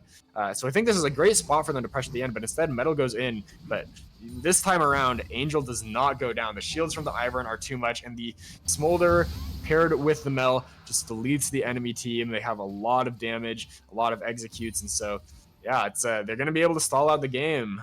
If what I'm seeing up there is right, the gold lead is almost gone.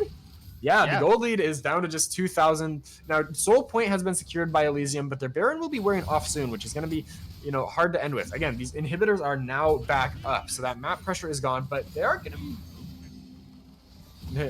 And I'm also hearing that Sinja only lived with 40 HP, so that's another shutdown that could have gone over, and Metal is caught out a little bit here. Yeah, Metal already almost at half health. Got to be careful here. Gonna proc...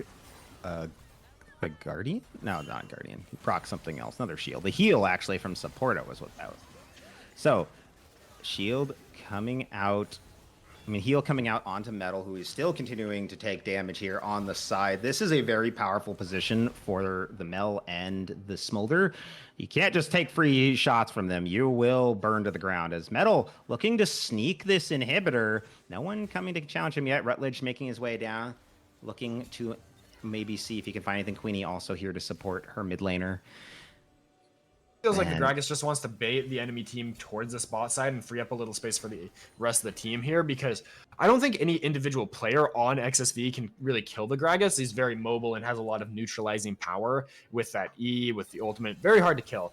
So they have to, if they want to really deal with the Gragas, they might have to commit multiple members, but Metal's in a little deep. And we saw it in that last team fight. Metal being in deep might not be a good thing. I mean, he has had some great body slams. But yeah, the Nexus turret has respawned, the inhibitors have respawned, and the gold lead is starting to mean less and less unless Elysium can find another Baron or the Dragon Soul off the back of it. They do have a lot of tempo on the map, and it looks like there's a fight in mid, but Griffin not going to find the Glacial Fissure. Yeah, Glacial Fissure does miss, so continuing this siege. Griffin, what are you doing, buddy? You're so far alone. Why are you out there? But his team has come to finally back him up. Now Queenie gets the root. They may have finally found their fight. God's Glory goes on in. Over the top comes the Sentinel, but it's not going to matter. Rutledge is going to pick up the first kill onto Metal. And now God's Glory and the rest of the team is coming through. Kuzu going to ult to try to get on into the fight. And now it's Chaser trying to poke these members of XSVR down. They are so very low. Queenie just a breath away from death. Sinja looking to maybe ult and look for somebody, but XSVR manages to stop the push for now. And Sinja looking for another, but it's Griffin. I mean, Braum at this point is pretty tanky, has a couple items on him, so a little hard to deal with. Yeah, those empowered Merc Treads make him much more resilient to the burst from this Aurora, who's gone for more of a DPS kind of build anyway with that Rod of Ages and the Leandries. But if Sinja can pick up the finished death cap, that is going to be a huge boost to this Aurora damage. Going to be really crucial for this next team fight, which should be at the Baron, spawning in 45 seconds now. And XSV, for the first time in quite a while are leaving their base and establishing vision in the area, but we'll see if Elysium can reclaim it as they walk back out from base themselves. And I want to say Mel sold. I think she had a potion or a ward. I didn't double check what that was, but sold it. Got the Rabadon's death cap, so is now full build on the Mel as Kuzu going in forced on the flash. to Glory. Yeah, the flash forced to go through there, and now gonna be forced to back. Does have the teleport though. The members of XSV are heading towards the Baron. Need to be really careful so they don't throw at another neutral. And Metal going forward, looking for something. The Sentinel over the top, buying that top laner some time. In goes God's Glory, but he misses the Smolder. Smolder looking to get some poke on Rutledge will fall, so the first Executor is gone. Kuzu is in here now, and they're looking for Angel. Queenie trying to buy some space for the Smolder. He is smoldering. He gets one, but is it enough? It will not be for now. Does manage to get a kill, but it is going to be a shutdown back into Kuzu. 3 members, though, of XSVR are dead, so the rest of the team needs to head for the hills. But Baron, even thinking about it, has been stopped by Elysium. And with 30 seconds to go, they're going to make the call to maybe try to get this Dragon Soul here. I think Dragon is going to be the safer call. I mean, they do not have the DPS to do the Baron right now. It's a 3-for-2 for them, but yeah, the DPS members not living, and it's going to be a pause. It seems like Metal has disconnected for some reason or another. Yeah, they can't end with these players that are alive, so I think we're going to see this game continue playing out for a while. Okay, back from the pause. And yeah, it's probably going to be the soul picked up by Elysium. And if they can get the Baron as well, then they might be able to close out the game. They need to find Rutledge in these fights, and they did. It was, chaotic, certainly quite hectic with the engage from God's Glory and Metal. But it looked a little scary. God's Glory went down very low pretty early in the fight, but was able to flash out, and eventually they find the team fight win. That's gonna be a good fight for them. And now Rutledge is back up, so they will dissuade the members of Elysium from going over here to get this dragon, though they are hanging out in the area. Rutledge going forward, putting pressure on Supporta. Metal and Sinja here on.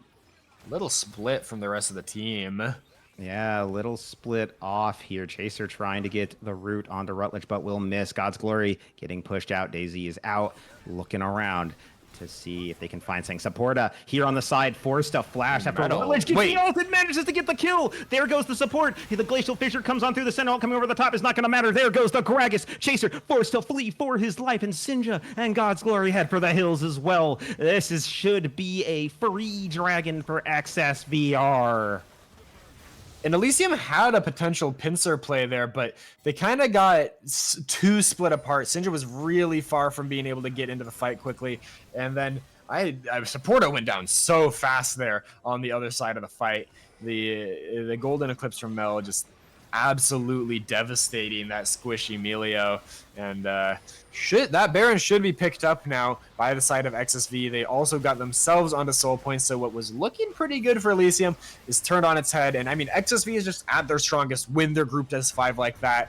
It's so hard for Elysium to get in, and that time around it was XSV playing the team fight the way they wanted to and coming out on top because of it. Yeah, and this game dead even in the gold. Doesn't even matter at this point. Smolder fully online. Mel fully online. Ivern fully on, like, he's got wards, but he could build that into something. Even the Braum is almost fully online. Same with the Milio on the other side. There are so many members on both teams, especially on the side of XSVR, that are full build. But you go look at the side of Elysium. Yes, they've had this lead for a while. Yes, they've done well, but Senna's the only one at full items. Everyone else is either on a component or missing their last item, except for God's Glory, the only one that's finished it. So they are down items currently on members of XSVR. And that item difference is really paying dividends for these members, because it's Rutledge and it's an Angel that have it. The Smolder and the Mel that have their full builds. They are scary right now. And I want to do another Smolder check. I think he's at 400 stacks right now, if I'm doing my math right based on how things are going. Oh, 454 is Such the a- stat count for the smolder. Yeah, look at that. Look at those smolder stacks. But also, all right there, we can see Golden Wow. Eclipse and the fissure Yeah, go no, through. no, 2 ults down means there could be an angle for Elysium to take a fight here if they feel confident, but it's so scary to engage onto this fully grouped up team that still has, the Braum shield, still has Daisy available, and of course, the 460 stack Smolder is the real ace in the hole. Ace up the sleeve, yeah. Trick Yeah. up the sleeve, yeah, something like that. He's making it's Smorbin time, and he's making his opponent smolder right now. Is what he's doing. That's just how smolder rolls at this point in the game, and strong, but still got to be careful. Elysium still has a lot of damage, so they can take these fights. So this could still go either way, though XSVR is currently in the driver's seat. Elysium was so close for a bit, but they now find themselves under siege at their base, having pushed everyone off. The siege has been broken slightly, but there is still Baron. XSVR still has 40 seconds on it. They can still get pushing. They can still try to find one of these objectives. Maybe try to crack this inhibitor turret, gain a little bit of ability to try to end the game, but they're actually just gonna back on off. I didn't really get a lot out of that, Baron. Yeah, they still have yet to crack the enemy base. They do get some turrets off of it, which is going to, give them the gold lead. But a lot of them are already full build, so that gold isn't going to do too much. They're just denying the enemy some income with these camps, and then should be resetting. We've got the dragon coming up in a minute and a half, so I think it's going to be a vision battle down in the bot side to kind of determine who gets the initial position, the upper hand positionally for that. Rutledge is doing so much damage at this point in the game. The squishies on Elysium side really have to watch out. I think if you get hit by like an E and Q and then an R from the Mel, that alone might be enough to kill you. So, and that, that's not even mentioning the smolder damage on the back end. Yeah, this is just a brutal game. And big props to Queenie, making sure she never got a kill in 17 plays. I've seen a couple times where she almost had it. She keeps giving it over to Rutledge and Angel and allowing them to scale. What a true supporting jungler. That's the kind of jungler you like to see if you're an AD carrier or a mid laner. And it's paying dividends right now. Oh my god, Angel, the damage just going Q onto metal. The tank took that much. And I think Elysium's really going to need to find some creative angles to win this game, because as long as XSV is able to just group up and threaten these, with the poke, it's going to be pretty hard for Elysium to get in here. They are going to get onto the mid wave first, but Dragon's only 10 seconds away from spawning. We'll see if XSV makes a misstep here or if it's Elysium who just gets choked out of this objective contest. So far, it looks like Elysium getting choked out as God's Glory goes in onto Kuzu, but Metal blown up on the backside as Rutledge goes on a killing spree, and now Elysium may have gone too far forward. God's Glory is being caught out, and the only glory he's seeing is the glory of a good escape, because he almost died right there. And now, Queenie goes they in. get the root onto Chaser, forced to flash to make the run. Angel still on the hunt. Smolder does not want to give up his prey. He's hunting, but Chaser will get out, and that is the call. Dragon Soul is on the table. XSVR. Is this cannibalism? If Smolder absorbs the soul, is that considered spiritual cannibalism because he's also a dragon? I guess so, and I mean that's just like the cherry on top for XSV at this point. I think their composition has scaled to the point where it is already very difficult for Elysium to play these fights, and now getting the picks that they need is just going to be even harder. Whereas I think if Elysium had gotten that soul, I don't know if it would have guaranteed the win, but I think for XSV, that's probably going to clinch the game for them. The fact that they were able to stall out and get to this mountain soul. And if Elysium, ends up losing this after they were at the enemy's nexus, I think that's going to be very sad for them. Hard to recover mentally. Oh, I don't think 505 stacks on the Smolder now. That might be the most I've ever seen in a game, but yeah, I've never seen a Smolder get that high. Like, I know like technically there is still scaling on the execute. It's just like 0.0001% scaling on his stacks. Is that enough to finally raise it a percent? But the Baron, being started up here by XSVR. Oh. Now God's Glory going on in, but Kuzu ulting, looking for it. Sinja on the flank, hoping he can find some, but Mom coming from over the top. They're trying to get onto Angel. Sinja is on him, but he is so low, and no one is there to back him up. Now Queenie looking for it, but they're going to find the execute. Rutledge going to go on a rampage. The flash in is not going to be enough. Metal's going to go down, and God's Glory is now the next to fall. Is going to get into the resurrection, but can he find anything when he gets back up? No, Kuzu's going to pick him up there. They do lose their Braum, but now it's just Chaser and Supporta versus the world. The Milio almost explodes on contact. Wait. No. Oh, hang on. Chaser manages to pick up one, looking for another. So many low members of XSVR. Supporta basically is a breath away from death, but they don't want to even try to duel 49 minutes in. Those respawn timers, not the play to make. And XSVR, Wow. it's gonna be a return from him. So I'm getting word from production. It is still only 6.5% for Smolder, so not quite enough yet. But I think if he hits the 1,000 stacks, he will get one more percentage. So the 7% Smolder, it's coming. And that you know, that was a kind of the dream situation for Senna. I mean, I do feel like Smolder overall has the better like damage scaling, but the range on Senna was devastating there at the end. It was really hard for XSV to hit her, even with most of the front line just dead and gone from the fight. In the 3v2, the Milio Senna are able to do some work, but XSV is right back on. But actually, Elysium showing up. Yeah, doesn't quite land. Yeah, two teleports coming on in here. Mom coming in from over the top by Angel, and now the fight breaking out. Kuzu forced to ult to get out of there, but the Senna ult comes from over the top as well. So they are going to be down two of those on the side of XSVR, but the big shield's Griffin's a little on. split here. Yeah, Griffin a little caught out.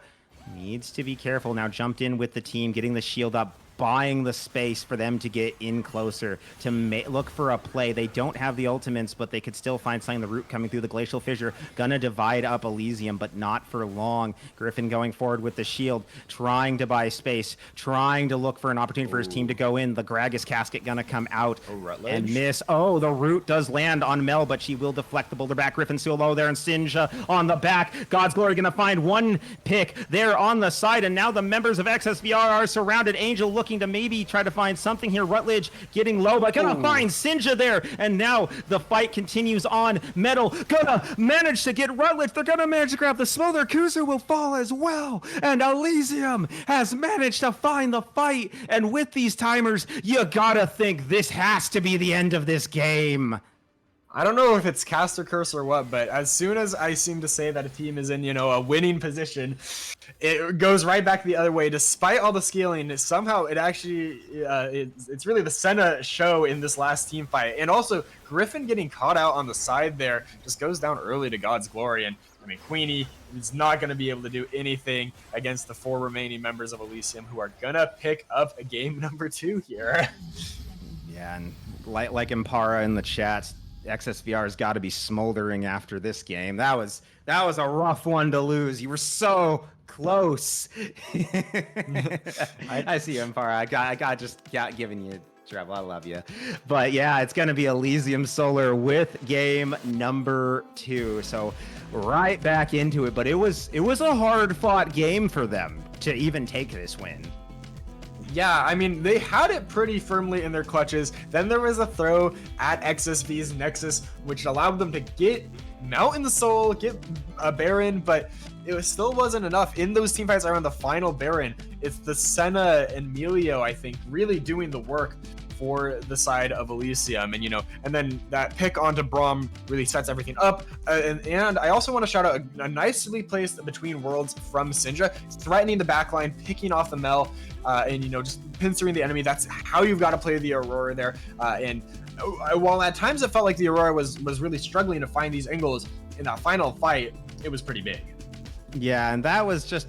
it was just well played, consistently just poking out, using your abilities, knowing that they have the Braum, and waiting in between the shields to get the hits in, and managing, especially Sinja, with beautiful flanks on that Aurora, really setting up a solid position for his team in that last fight. And I feel like there was so many. It was just constant back and forth. But oh God, those are the kind of games I like. Love lots of fighting, lots of back and forths, and I think that made the game even more hype, honestly. But now, without all these super scaling carries with the stacks in the game, what else do these teams have for us today? We might start seeing some more aggressive picks down in the bot lane. And I mean, you said you like back and forth. Do you like 51-minute games? I mean, that was pretty long, but I probably won't see another one. Who knows? Yeah. We might not. I mean, we might. You never know. We might see that Swain support. I know that my lovely co-caster Professor the other day loves that. It's his favorite pick. The Swain support. Swain support. Yeah. We might see a little bit of that. You know, there'll be with how scrappy. Yeah. Sorry, you go ahead. Go ahead. Oh, I'm sorry. I was gonna say I'm hoping with something kind of aggressive. I really want to see more aggression in the bot lane, especially from Elysium. I feel like their bot lane has just been way too passive. Yeah, I agree. It was a very passive game from them almost the entire time this game. Until those last few fights. And then suddenly we started seeing a lot of confidence coming out from Chaser. You know, I mean, maybe it's easy to be confident when you've got a million range on Senna with all of those stacks and you can just hit the enemy from outside of where they can even hope to touch you. That is a confidence boost for sure. But if we can start seeing that level of confidence even on other champions, that might help them win a few more games in this series. Yeah. Well, they've still got a ways to go. It's 1-1 right now, so it's anyone's series to take. Who will take the lead, though, in game number 3? We'll find out right after this break.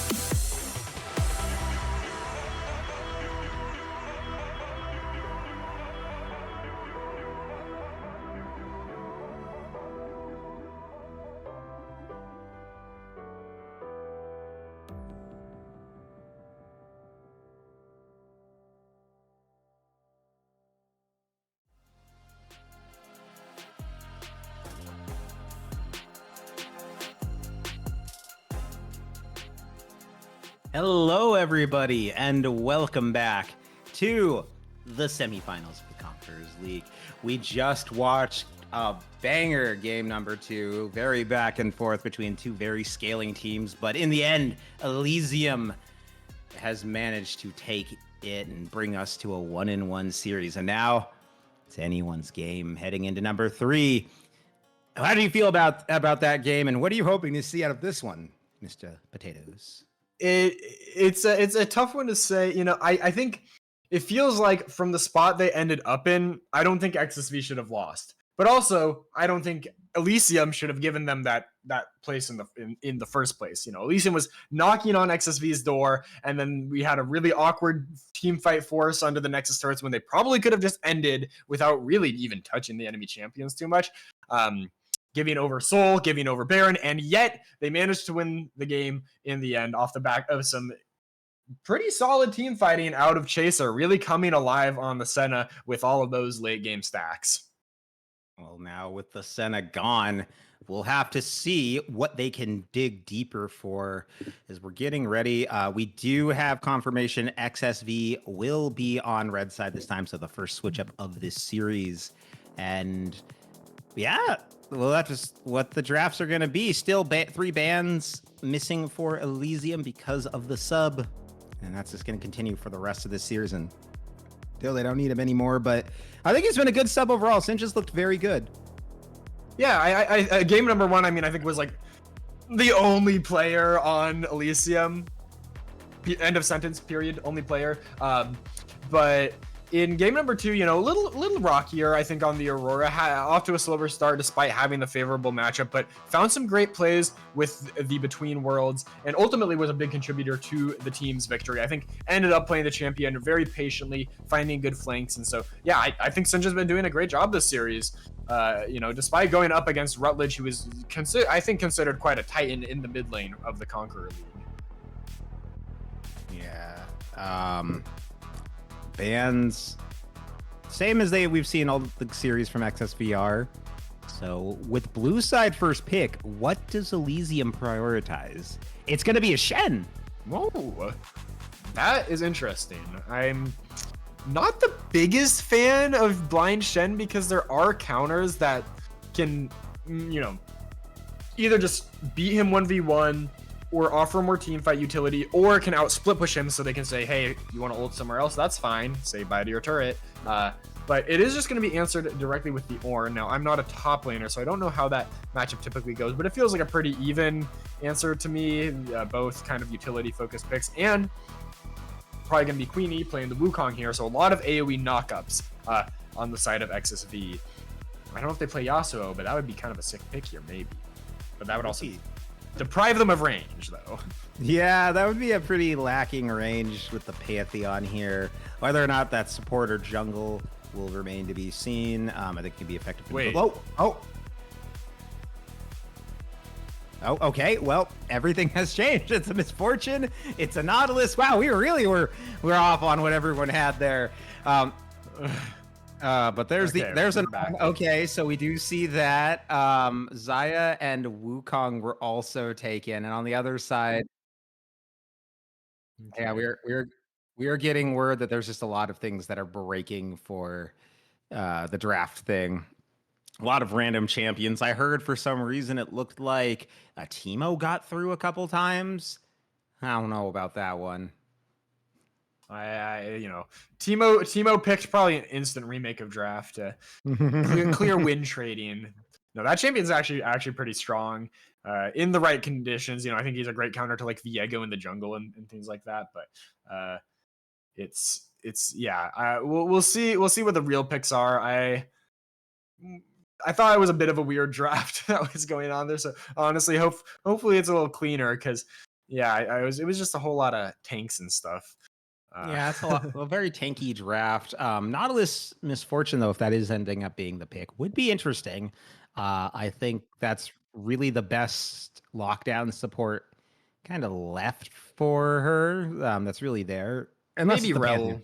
Yeah, Rel, Rel. Pantheon. There's still some options, but yeah. Okay, back to draft for real. Let's see what we've got. Yeah, Okay. we'll have to see. what actually they picked here. Let's see if any of the things we saw were correct. So, first up on bans. Really taking their time, even though we know it's going to be Katarina. We can just Yeah. lock that in right away, guys. That's I been feel it. like the And every game bans so were far- correct. Yeah, the bans had to be. Those are They don't want to Those see are the Akali. They don't want to see the Katarina. I mean, those are champions that just inject a ton of chaos into the game and make it really hard to play. Rutledge really likes a lot of the control mages, and so it makes sense to ban these away because they can fight really well into those controlled picks. And then, of course, Jarvan is just a staple jungler forever. So that is also being kept off the table throughout all of these games. But yeah, once this third ban comes through, we'll get to see what we actually have in this game. And number 3, 1-1. It's anyone's series, basically a best of 3 at this point, except there's some fearless bans. So yeah, I'm wondering how the mental is for both of these teams, because that game must have been stressful. Oh, it's a Pantheon first pick. Okay, okay. So Pantheon. I mean, that's a flex pick. Yeah, because it's flex. Could be top, could be jungle, could be support. There's the Wukong we saw. So maybe some of those picks were correct champions, just in the wrong order. So the Wukong gonna be coming out here for them. Makes me think that it will be the Xayah to follow that up for XSVR. So Lovers Duo could be on the table for the bot lane. I haven't seen as much Xayah and Rakan in recent times. Usually you have them mixing up with other champions. Just Fortune coming through. So I'm guessing it's Nautilus. I feel like I've heard, I think Rakan's best pairing from what I've heard is actually Zeri. I think is the one that I heard when someone was talking about this. I forget who, but because she's got a little more mobility, which kind of helps Rakan do his in and out battle dance type of thing. But yeah, I love the lockdown that Elysium's got. I think we said last game that their comp was a little challenging to execute. I think they've got very straightforward win conditions here. Lock down someone on the enemy team, drop the MF ult on them. But there's a lot of answers from the side of XSV. Wukong and Ornn both have a lot of access to knockups into the back line, from range or from stealth, that are going to make it hard for her to get that full channel onto your team unless you can really body block for her. And then the Xayah is hard to lock down because of the Featherstorm. And so going into the later phase of bans here, Veigar in Vel'Koz ban, some longer range AP picks. These teams are both very heavy on the AD, so it makes sense that we're seeing the AP taken off the table here. Yeah, and they really want to focus on the mid lane, get a lot of those opportunities out. The Orianna, definitely a good ban here. Very strong with the Wukong, a lot of potential to get the ball in for the delivery. Nami going to be coming through here for XSVR as the support. Okay, we get a fish down there. Usually you see that more paired with Lucian. I have seen it with Nami on occasion, but I think that it's not her ideal pick, but not bad as the Shen comes through, so that was correct. So what will be the mid lane for Elysium? I think they definitely need some AP here, and it's going to be the Syndra. Okay. I think I realized what happened in the last draft. I think the picks were correct, but it was showing the lanes they were going to, not the order they were picked in, because we saw the Shen, the Pantheon, and the Syndra before things broke up there. And it's going to be answered with the Anivia. Okay, I am a big Anivia player. I love seeing this pick. It's not actually like a super straightforward counter, at least in the early game, because Anivia stun is one of the slowest projectiles in the game. If you're just fishing for blind Qs onto Syndra, you're going to lose, because Syndra's QE several times faster, much harder to dodge, and you're giving her free stacks. But once you hit 6 on Anivia, and especially once you hit like your Rod of Ages and your Seraphs, if you choose to go for that tankier build, Syndra can't really blow you up very easily, and if she misses her stun or she just lets you into range, you can wall her off, and then even if you get stunned, you still get to land a whole lot of damage onto her and make her easy for the rest of your team to pick up. So I love the Anivia pick here from Rutledge. I hope that gets some value in the mid lane here. Yeah, I hope so too. I want to see what they can do with it, but we'll have to see as they get underway into the game. Game number 3. XSVR versus Elysium. Who's going to take it? Who is going to put themselves on match point? And who is going to find themselves heading to the finals? This is the start, well, the midpoint of this series. Hopefully, we're hoping for the full 5 games as the flash comes through from Supporta. Gonna find Angel there. Hasn't burned the flash yet. Continues to run. and it will not burn any summoners. Ooh, so XSVR comes out ahead already. Discipline from Angel. I think God's Glory was almost in range to cast the Pantheon W there for the stun, but didn't quite find it. Maybe could have flashed, but yeah, the follow-up wasn't quite there on the hook from Supporta. They needed to get a little bit closer to really get all the value out of that hook. And so it's just a flash down on the Nautilus, who's also surprisingly not running Hex Flash. I feel like it's pretty good on that champion, but might be getting, I don't know, like Biscuits and Cosmic Insight or something like that. Those, of course, do still give plenty of value as well. And is that... He does not have Hex Flash. Okay, so Yeah. that's unfortunate for him. Gonna make that a little bit more difficult to really set up a play, but I mean, it's early on, so maybe not needed as much, especially level 1 Nautilus isn't... If you don't get it with that hook in that early cheese kind of play, you kind of just let it happen. And on the top side, Kuzu and Metal. This is another matchup we said it's going to be a very skill-based, very kind of like even matchup. It's just going to depend who's going to be able to kind of get the early lead. And I think I agree with that. They're both very focused on helping their team later in their game. Ornn with his CC and his ability to give those items. Shen with the ultimate and the taunt and the ability to block the autos. I think we're just going to see it very passive up there. I wouldn't expect a lot of aggression. They're also both pretty safe top laners. So I think we'll see a lot more focus, especially on this mid lane. These are very immobile mid laners. Yeah, I'd expect to see a lot of pressure from both junglers in this lane. It's a favorable matchup for Anivia, but still very skill based. Like you can see there, Sinja using the Scout of the Week, and that actually makes the Anivia Q not land the stun, and that helps your trading out a lot. If you can find these little timing windows, it's a lot of spacing, a lot of zone control, and I think it's a really interesting matchup to play because. Even with the counter pick, if you screw up on the Anivia, you might be wondering, is this really a counter? It doesn't feel like it. But Sinja getting walled off, but will manage to dodge the skill shot from Rutledge, so getting a nice little trade back there. And meanwhile, we already are seeing a slow start to the game elsewhere. Not a lot of action happening. Queenie, you can see in the picture almost done with the bottom camps, though. It's gonna be God's Glory with the first finish of the jungle clear, and it's coming down bottom side. Supporta looking for another hook, but is gonna get rooted by the Blade Caller. Yeah, not able to throw out that Q there. Looks like they might still be thinking about the gank, and Queenie is looking mid onto Sinja here, who's gonna have to dodge the stun from the Anivia.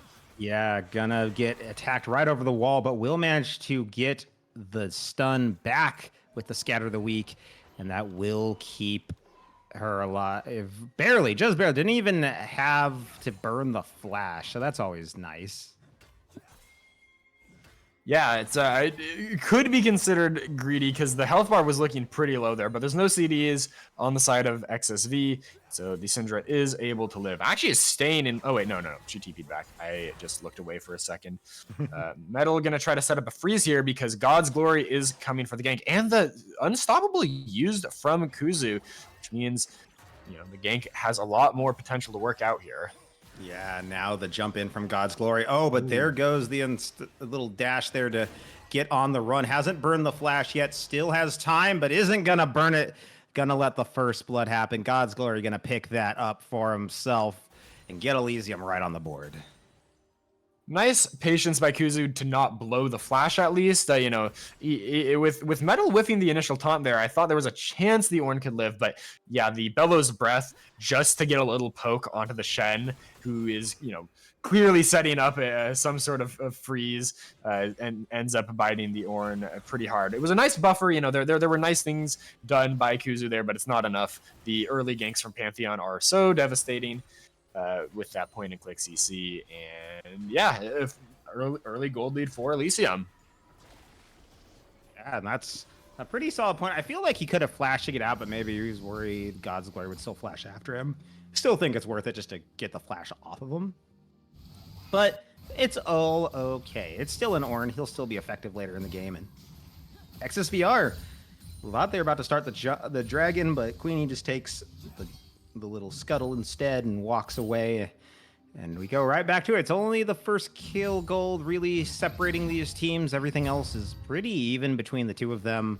Nice lead in the top, in the 2 CS lead in the jungle, 4 CS lead in the bottom, 3 in the mid, even 2 as well. So it's pretty small leads overall. And Kuzu getting the ram in right there, trying to juke it with metal, but Metal has the level up timer. yeah, he did get the chain vest, but it's not going to really be that great for helping him right now. It's still a lot of damage coming out of this Shen from that early Q, and he'll have to cautiously back up, start burning potions, and yeah, Kuzu might find himself in a hard spot. We might see this matchup starting to break open now. And I kind of thought that Elysium might go for the dragon there because their bot lane got the reset off first, but Sinja in some danger mid. Nice Yeah, flash. forced to flash. The Scatter of the Weak will push them away, and Queenie and Rutledge run. God's Glory was on the way. The wall will stop any further aggression. And again, a good second gank attempt, but the Scatter of the Weaks are really good out of Sinja. Yeah, that's an ability with a lot of skill expression. You saw there, Sinja was able to flash to the other side of both champions so that the knockback hit both of them. And what's really key there into the Anivia, at least, is that you break her ultimate because so much of her damage and her setup for the entire rest of her kit comes from that ability. If you break the channel, even if you don't get the proper stun. Oh, wait a minute. Sinja is just. Yeah, Sinja getting engaged on again. Queenie gonna pick up that kill. God's Glory was trying to help, but now has to run, getting the stun up, but and flashing out. The ult coming through from Chaser on the bottom side to dissuade them there, but Queenie gonna pick up another kill from self. Supporta forced to flash, and now the Wukong looking for yet a third kill, but instead it's gonna go over to the side of XSVR via Angel, and now they get the Feat of Warfare off that one play. And they're going to get the dragon too, so that's a huge swing in XSV's favor. I thought Elysium had kind of the nicer setup, but it comes off the back of this recall in a greedy position, trying to punish Rutledge, but yeah, there's no level 6 on this Pantheon, so the Wukong just wins this fight really hard, even with Anivia having no mana. And then I think they just needed to play for the dragon. It was a little split, like we saw the reset and then the fight onto the Anivia from the Syndra, but that just ends up leaving Pantheon for dead as well. And then this bot lane fight also really not going the way of Elysium. Looked like the lockdown kind of wasn't properly placed to set up the Misfortune ultimate. I think both of those flashes were used to get XSV's bot lane out of that, and so if you can get away from that initial burst of damage, they end up winning the extended fight, it seems. Yeah, they did. I was watching it there on the side on that replay, and you could see they kind of flash to get out to the sides, and then just the ult keeps going. The bullet time still runs. They don't try to stop it early and disengage. Supporter just kind of standing there, and once it's done, they just turn around. It's like, oh well, you don't have this anymore, and we can just poke at you from outside of it on supporter till then, and they get the kill out of it. They get the warfare. They get the dragon, and XSVR finds himself with the lead, but they're looking to get it back on this kill on Rutledge on the mid lane. The flash coming out, but still getting stunned up. Gonna go into the egg and just out of the range where they all would have fallen into the turret, but Rutledge will be back up, stunned immediately, and the unleashed power will put an end to it, though the kill will go over to God's Glory in the end. Sinja trying to hold the ultimate, I think, to not waste it on the egg, but has to just guarantee that the Anivia doesn't get out of there, because there's not a ton of DPS on the Syndra and the Pantheon yet. Those cooldowns are still pretty long, and the Pantheon, just has a tunneler and 2 long swords, so it's gonna be a bit before they can really get through that egg. Pantheon ulting on in. The ult from the Nami will help them escape. Angel's ult as well to avoid Supporta's Q. And they will get out just fine. I could definitely tell. I was about to say, Pantheon looks like he's getting set up for an ultimate. It definitely did. Yeah, but that is 2 big disengage tools down for the side of XSV's bot lane. So now it's going to be scary for them to walk up on this wave, as Griffin's also roamed up to mid. That Xayah is pretty alone right now. There could be a chance of a dive if the wave is set up properly, because God's Glory is coming through that Tri-Brush right now. It is on Vision, and the Nami and Wukong also coming down this way. So I think that play is going to have to be called off, but if nothing else, it's going to be a nice reset for Chaser. And I don't know if they know. I don't know if that word can see Queenie, but she is just up there taking the Gromp and could be down here if they need it. But Ult's already at the past the halfway point for Griffin on the cooldown. Angel's almost to the halfway point, so those will be up soon. So not the longest time without them. Pantheon's also almost to the halfway point, so they, we won't see them without their big action tools for very long. And they do not know Chaser is here. If he sets us up right, he could get a really big ultimate with no hope for them to escape it. The hook going to land. They're going to try to take advantage of the lack of... Oh! Supporta's ultimate pulled him out of the bullet time and forced Chaser to flash just to secure the kill. That's a little awkward combo there, but it ends up working out. I think really nicely played by them.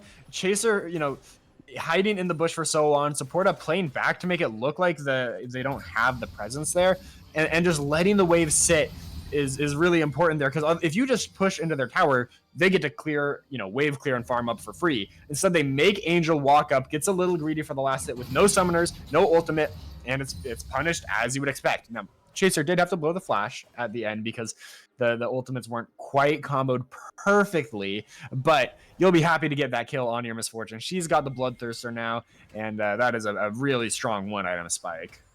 Yeah, and now we see the teleport coming in from Metal to keep any aggression down towards those grubs. We see God's Glory on them right now.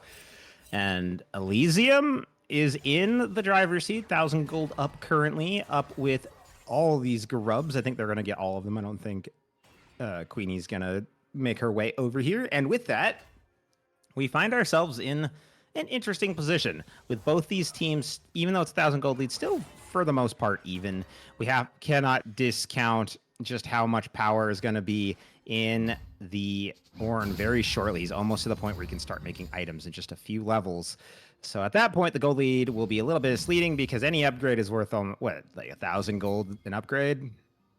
I forget the exact number, but it's a good amount of value. And also, whoever gets feats, if you have like those upgraded boots on top of the feats, in the late game, you're gonna have a lot of extra stats on your side. Now, of course, if Elysium gets those feats, then that's gonna be a moot point. But so far, XSV in all our other games haven't gotten those.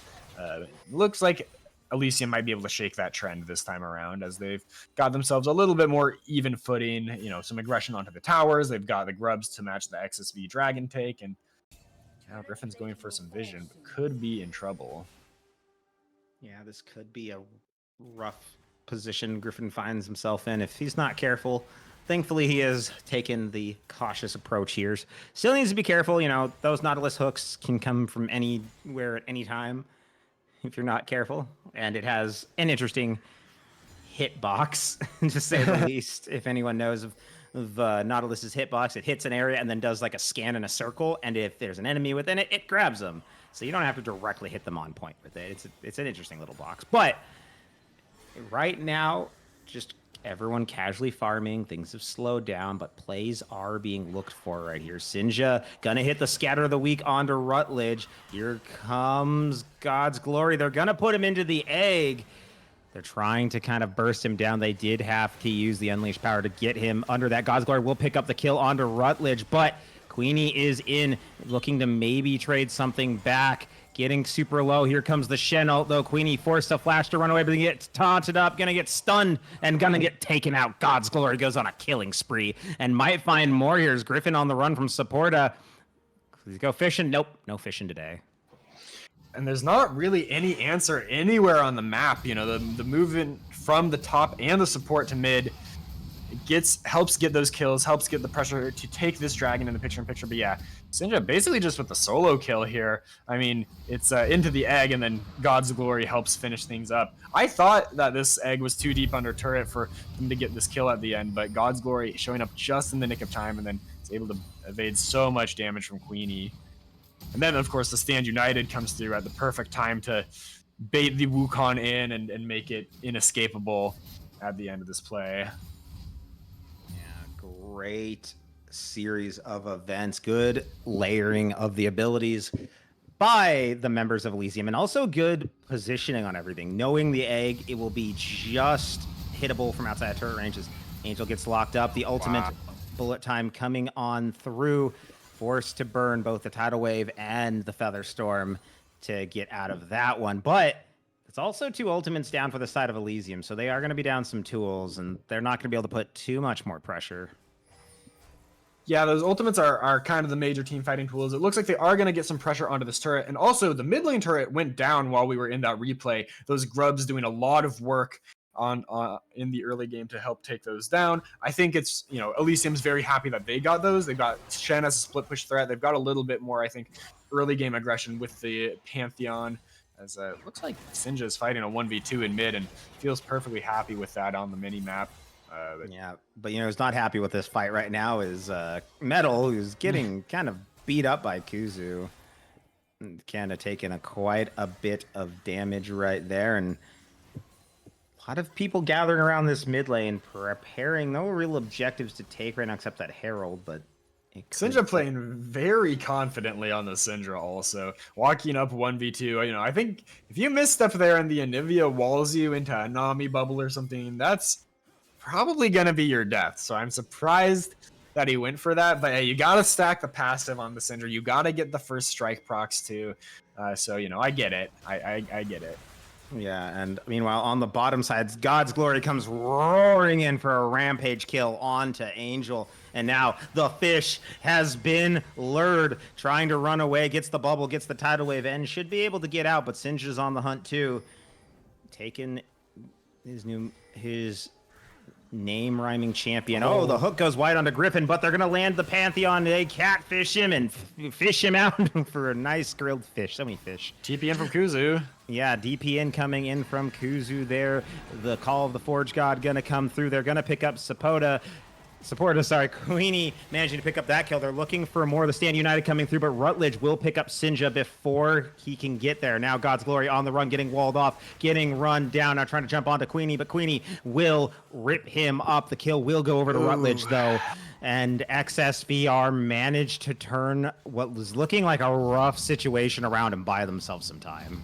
That TP in from Kuzu is essential to that play. The knock up sets everything else up, and then is able to hit the Searing charge. I believe it is, into the wall and get some additional CC. I mean, the Ornn doing massive work in the team fight is going to give Metal some time to hit this turret, but I don't think it's going to go down as Kuzu's able to blast cone in. And I think that was really just an overstay from Elysium. They had themselves like a borderline game-winning position. I was thinking to myself in my head, but maybe Caster Curses, maybe the whatever magic powers that can detect thoughts too, because as soon as they have that thought, they go for a play a little too deep. They whiff a lot of skill shots on the Griffin. They get punished for it. Yeah, now Metal getting punished for walking too far forward here, and so is Kuzu. Kuzu actually taking quite a bit there, and the tidal wave coming out as well feels a little forced, so that will be down for this Herald take, and God's Glory is here, so potential for him to make something happen, though. Ornn upgrade has come through onto the Sunfire Cape. I do not remember what the name of any of Ornn's items are when they're upgraded, but Rutledge, I think they got rid of that actually. Ooh. The names? Yeah, I think they all are just like upgraded, item name upgraded. I think they got rid of the cool stuff. Do they? Yeah, it just says Production, can we get a hover on that? I want to. Well, not right now. Actually, we'll wait till after this fight. It's called the Forge God comes on through. They managed to get it onto God's Glory. Oh, the knockup onto Sinja. Queenie's gonna pick up that kill, and now Metal forced to flash over the wall. The bullet time gonna come over to dissuade any more aggression from XSVR, but they managed to find their man. Queenie and Kuzu looking to make things happen this game. Kuzu finding big plays on the Ornn, but it is the Rift Herald going over to the side of Elysium. So they're very close to securing that feat of Monster Slaying and those upgraded boots. Yeah, so it is just the masterwork version of the item. They got rid of the cool names. I'll never forgive you for that one, Riot. But I mean, they still has a cool name. Instead of Sunfire's cape, it's Sunfire's Aegis now. I think it isn't that just the item's base name. It might trip in. So it should be. It's Sunfire Cloak. It's just Sun. Really? Yeah, it's just Sunfire. It's just Sunfire Aegis now. That's the regular item's name. It hasn't been caped for several years, I think. It's I don't know why. I liked the cape. I think it was a fun name. There's already a different Aegis in the game, Aegis of the Legion, and so it's confusing if you're talking about both. Yeah, you are right. I think I play too much TFT and never looked at the name. I didn't realize they changed it. But speaking of getting caught, Supporta getting caught out there. Griffin gonna pick up that kill, and with that, the pressure is on Elysium. They are getting pushed back in a lot of these fights. They're up 2,000 gold, but again, finding themselves unable to take the fights when they really need to. We've seen this several times in this series now, where they've had a little bit of a lead and trying to take fights and just can't. And it feels like Elysium's good at finding picks, but XSVR is good at these team fights and playing them together as a squad. And I like this. I like seeing this. These teams are so close to each other in skill level. It's just exciting. This is the kind of semifinal you like to see, and what we'd expect to see from our top 2 power ranked teams. And this game's looking like a bit of a jungle showdown in terms of the KDs, at least. 5-2-1 for God's Glory on the Pantheon. Queenie 4-1-3 on the Wukong. So they are showing up big time for their teams here. They're a lot of the setup, a lot of the engage. So it's important for them to be strong here as wow. Sinja takes a big trade onto Rutledge there. Ooh, Rutledge taking so much. Syndra, you gotta, he's 0-3, but you gotta respect him. It is a Syndra, and she is stacked.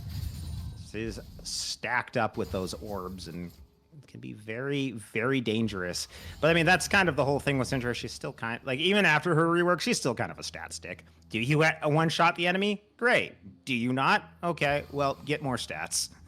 Yeah, your other option on the Syndra is to go for those CDR heavy builds where you're getting, the Ionian boots. Oh, hold on, but Griffin caught out and blown up. The unleashed power turns that into a grilled fish.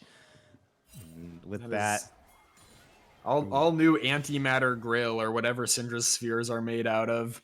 It's I think they're made of dark matter technically. Dark matter, not that makes sense. So that could be the Otacon take, but Queenie going in. Yeah, Queenie going in. The Stand United gonna come out from metal, but Rutledge goes on a killing spree. Bullet time coming in from over the top. It's not gonna hit anybody there. And now the Orn coming in. God's Glory goes for Angel, but he is all alone and he will get taken out. Call of the Forge God coming through, and the Ram is gonna hit it on to the Misfortune. She is gonna teleport away, but almost got slowed. The wall kind of actually saves her a bit, so Chaser will manage to get out, but that is gonna be the Atacon going over to XSVR. And that feels to me like Elysium overplaying their hand in that tri-brush a little bit. XSV's team is really good at fighting in these chokes. They have the AoE knockups from Queenie and Kuzu alongside the wall from Anivia to set it all up. And, I think Sinja had flash, but kind of got baited a little bit there. And yeah, okay, so we can see this one shot onto Griffin. That's a reason not to go for the CDR build, although that is a way to amp your utility instead of your damage. But yeah, they have that opening pick, but there's no unleashed power on the Syndra, which makes, popping one of those other key champions a little bit harder. And then Sinja just walks up a little too far here, sees the Wukong, but gets caught, and then the walk back in when there's the Anivia ult and then getting walled off, has flash but doesn't get to use it, and then goes down, and then God's Glory kind of has to dive in to try to save things on the back end. They still managed to get the rest of the team out, I think, but it's going to be the Otacon taken over to the side of XSV, and with that, actually Elysium has the feats of Warfare. Never mind, they got Herald Grubs and the One Drake, so they're splitting their attention for those. But yeah, that's going to help XSV stay on top of the stats battle, the Otacon pickup. They got a lot of adaptive force, a lot of XP, which of course gives raw stats as well. And Baron is spawning, but I don't think anyone's really in a position to do this right away just yet. Yeah, not quite in position. The teleport gonna come through. Actually, not come through. Oh, no, Metal does manage to come through. I thought he got stopped. And now Angel trying to keep Metal off of him, but he is probably gone too far forward. He will go down, and Sinja dies on the side to Kuzu. And now the rest of Elysium on the run. God's Glory trying to buy some space, trying to see if he can kite his way out. but he will go down. Angel will pick up that kill. He'll pick up Supporta, and with that, XSVR gets a double kill for their AD carry, burns all their summoners, and makes the call to run for the Baron. That's probably going to be the Baron secured for the side of XSV. We get to see the solo kill here. Serene Charge hits the knockup. And that, I mean, this is just the classic Ornn combo. Ooh, Syndra actually flashes the ult, but still the Brittle procs deal so much damage, and the slow sets up the Serene Charge. So bye-bye, Syndra. You don't deal so well with tanks with this build. Yeah. You gotta live the truck life and dodge the ram if you want to get out of that situation, but couldn't make the break for it. So with that XSVR, they get the Baron, they get the fight, and now they're heading for the Dragon. They want to put themselves on Soul Point. This Mountain Soul honestly could be really big for them. With an Ornn, with a Wukong, you can get a lot of those extra tanky stats on them, and I think that could be a really big game changer for this team. And if you're able to survive the initial burst from, you know, the Pantheon, the Syndra, and that MF ultimate, they have, I think, a much stronger extended fight with the Anivia and the Xayah, you know, champions that can really pump out consistent damage, not as ult reliant for the DPS. So yeah, they're just going to concede the third dragon of the game for XSV. Of course, there is the one Ocean Drake for Elysium, but that's not going to be doing too much when you get dove under your own turret as it's about to happen. Yeah, Kuzu gets the call of the Forge God onto Sinja. The Unstoppable coming through as well, trying to just tank everything up. Metal gonna try to save his teammate, but it won't matter. Angel's gonna go on a rampage now. The ult coming through. Ult's just flying everywhere, but Queenie will be the one to pick up the kill. They'll take the current. Kuzu doesn't even take enough damage to die and lives on. And with that, another Ornn item upgrade coming through. Everyone, actually, yeah, everyone has their upgrades now. This is a fully upgraded team. That gold graph is a lie. This is more like a 55,000 to 47,000. It's like basically an 8K gold lead with the value of those Ornn upgraded items. I wish their gold value is put into the gold graph, but I could see why it wouldn't be. But the inhibitor turret on the bot side will fall. They've cracked the base. Inhibitor falling as well. XSVR, they started this whole thing on an outer turret play and ripped through 3. That's the power of the Baron. I mean, they've got, yeah, the Xayah just does a lot of DPS to these turrets. You know, the Ornn giving those extra stats, the Baron giving the AD, and of course empowering the minions. And yeah, it's going real well for XSV right now as they fire off the Ornn Horn. Yeah, they fire off another looking for Chaser, but too far around the wall, so won't be able to pick that up. I think it's smart to just dissuade. Same with this wall, just dissuading any aggression. Griffin gonna eat the stun from the side. Elysium scattered by the tidal wave. They found their way in, but it won't matter because it was only Nautilus, and Rutledge gonna pick up that kill onto him. I couldn't even see his health bar. It's just covered up by Kusu. At this point in the game, it's so hard for Elysium to find a play onto anyone. Their team is really strong at picks once again, but we've got a repeat of that situation where like there's not great targets to jump on for them because I mean Angel's got the ultimate, you know. Griffin has a little bit of self-peel, probably the easiest pick there, but then, you know, Rutledge has the Zhonya's, has the Rod of Ages, and it can kite back so well on this Anivia. And has the top egg. Yeah, and has the egg. You know, the top jungle are just very tanky, and the Wukong's quite slippery, so there's no easy freebies except for this Nami, who, as long as she positions well, it's not so easy to get on either. And we've seen too where that happens, and it does, and it actually leads to the Elysium losing the fight. Remember, we saw just earlier the unleashed power used by Sinja to just nuke Nami, and then didn't have it for the fight, so couldn't take anyone else out, and that ended up costing them. So even the best target isn't always the ideal one. Is Sinja gonna get locked behind the wall, gonna get stunned. Queenie is here looking to grab the carry. Oh, and the Anivia does go down into the egg though, so we'll be back up resurrecting there. And at this point, the egg's just a free heal. Yeah, it's just a free heal. That's all it is. An extra Zhonya's for XSVR's mid laner.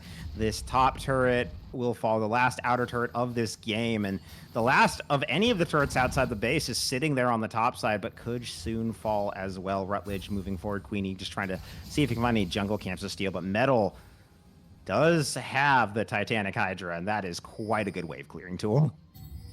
And at this point in the game, we're really seeing like the Anivia counter pick do wonders into the Syndra because, Syndra with this burst build, I mean, for one, Anivia is already really tanky, has the Rod of Ages, has the Zhonya's to dodge the burst, and then even if you do get the burst, there's the egg, which if you don't have your cooldowns or a teammate to help back you up, that egg probably is going to get to respawn, and then, you might find yourself on the receiving end of the Anivia combo, which can be quite deadly.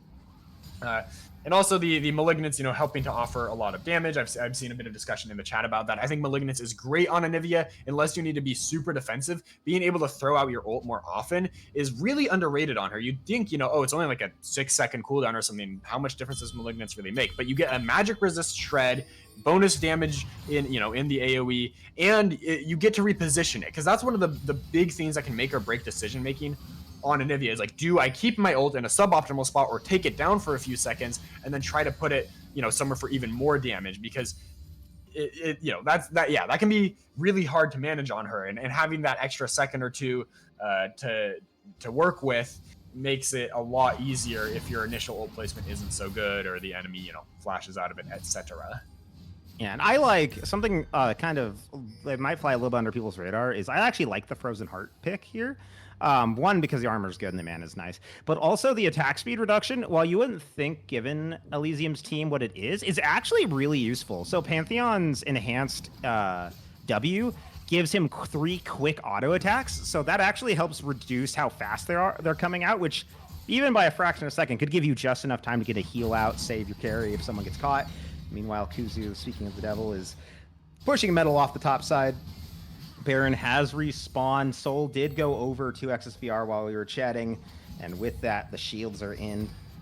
The beef is here, and XSVR looking to do another longer game, 32 minutes in, but not sure how much longer it will go, as they are looking for a pick here onto metal. They're not going to quite find the Shen, and this gives Elysium the space to move in, start clearing up some of this vision, but they're not going to finish it off. Everyone from XSVR hanging out here. Need to be careful. Kuzu. Call of the Forest God coming in from Kuzu is going to get onto Sinja, looking to make the pick onto him, gets him so low, and Queenie is going to finish him off, and it gets him onto Chaser too. He gets the ultimate down onto him. Chaser trying to run the Stand United, coming through to save his life, but will it be enough? It will not. Xayah will pick up the kill. Metal will be the next to fall. A double kill going over to Angel. Supporta and God's Glory trying to maybe find something back into it, but a triple kill to the Xayah. The knockups are flying through, and a quadra kill goes over to XSVR's 80 carry. Oh, a quadra kill over to Angel. And I mean, that fight just exemplifies everything that is, I think, kind of the draft gap this game. It's so hard for Elysium to kill these members.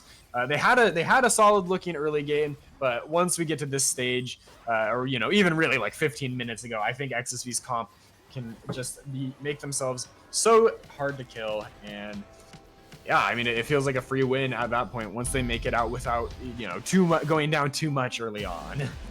And this is what happens when support isn't your R5 pick. You get really good counter picks here, and that worked tremendously. And Nivea was so useful that game. Was great, bought a lot of space, baited so many abilities. Fantastic counter pick. And just overall, the team comp coming out of XSVR was fantastic. That's not saying Elysium's wasn't. I actually did like their team comp. I thought that there were some very strong pieces. They were looking for good picks. They had good plays. I did have questions about the Misfortune. I know I didn't bring that up, but I did have questions. I always find that a champion like her isn't great into a bunch of tanks, especially a lot of CC, but I saw where that was going. But XSVR, even falling behind in that early game, they managed to hold on. They managed to find opportunities. They had that fight around the dragon where they got the 3 kills and have managed to turn the whole thing around, run away with the game, and now find themselves 1 win away from making it to the grand final and a date with Destiny. Oh.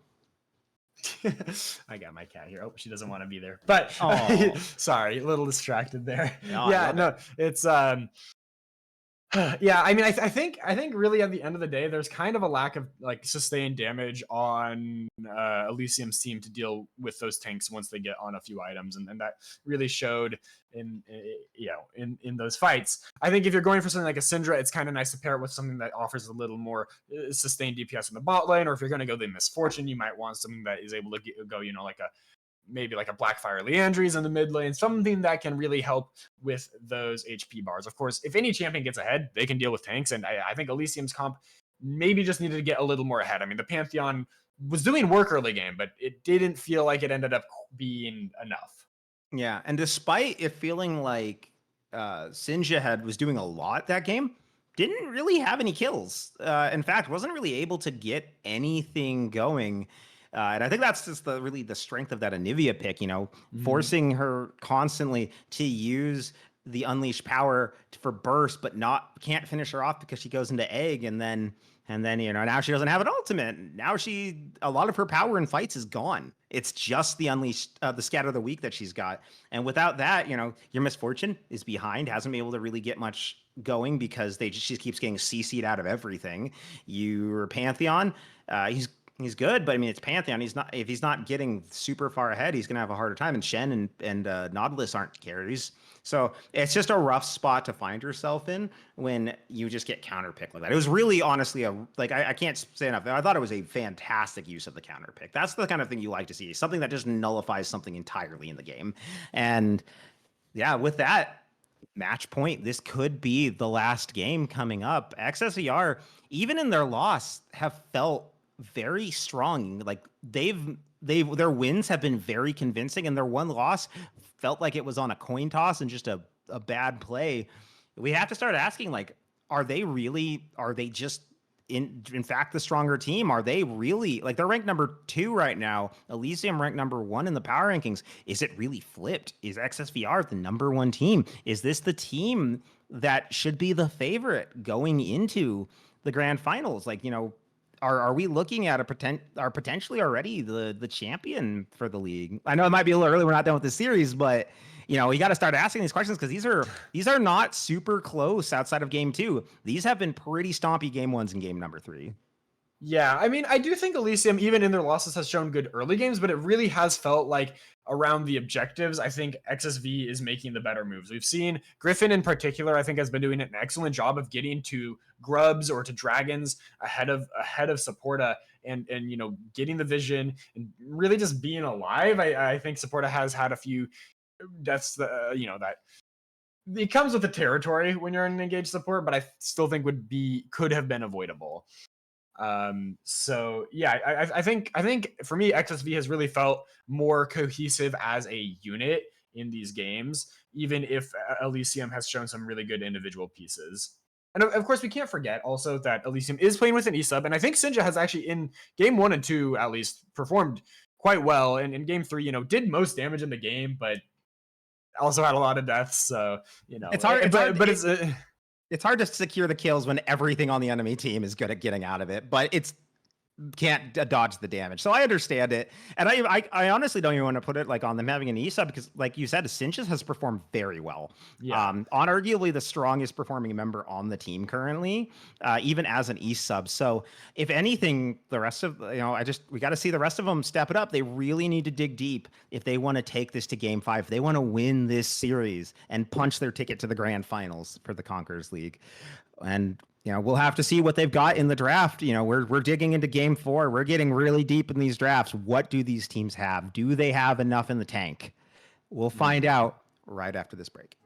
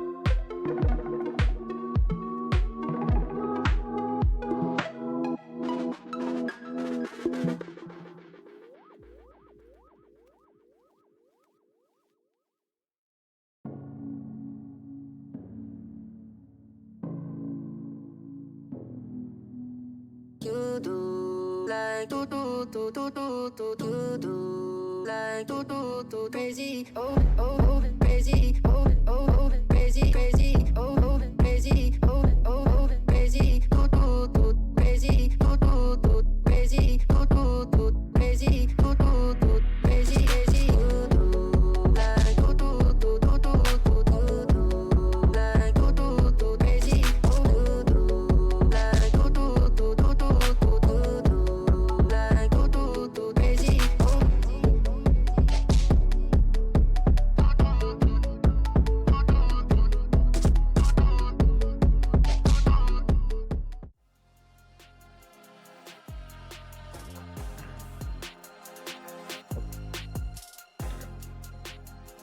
Hello, everybody, and welcome back to the Conquerors League semifinals. We just saw XSVR take a very convincing game number 3 and now find themselves on match point, being so close to this grand final, a date with destiny. And wow, it's just what a series this has been so far. Yeah, I feel like XSV has really had the coordination on point this series. You know, they're generally speaking showing up, I think, first to these objective fights or reclaiming space in a really coordinated way. And that's really been the story for me is, you know, the better team fighting from XSV. Elysium has shown a lot of strength in the early games, a lot of strength, you know, finding picks maybe. But when it's a straight 5v5, XSV has pretty consistently been on top. You know, they're able to just play these death balls. And, you know, it's like Elysium tries to hit them and they just catch it and fight right back. Turn the game back around on its head. So we've got game number 4 coming up here. You know, it's Fearless. So a lot of these champions that have been very successful for XSV in these past matches are going to be off the table now. We're going to see some new picks. And I'm curious to see what that looks like when we get onto the Rift.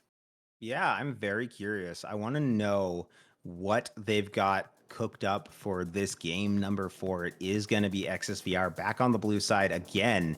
So Elysium back to red. They really want that counter pick. Hopefully not for support this time. I think that wasn't the call. Still no bans for the first set from them. So I'm expecting Jarvan. I'm expecting Cat. Oh, we already got Cat. I'm expecting the Akali. Expecting that's just to be the standard thing we've seen every round this game. And teams just going to take this time, knowing everything that's coming through, for just more time to think about what they want. Katarina and Akali bans, same as always for this series. I am kind of curious to see if they'll eventually drop the Jarvan ban for something else. It's definitely a pickable champion. Oh, well, there we go. Jarvan ban is off the table. They've swapped it out for the Trundle. Could mean they're going for something tankier in the jungle. Could mean they want the Jarvan for themselves. We'll see what that looks like with this first pick on the side of XSV.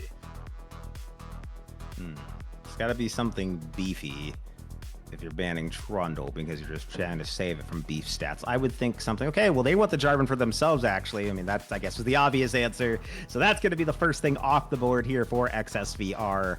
How will Elysium respond? This jungler that's been kept away from them, still kept away for the rest of this series, is the Xin Zhao will be the answer. The Demacian Bros.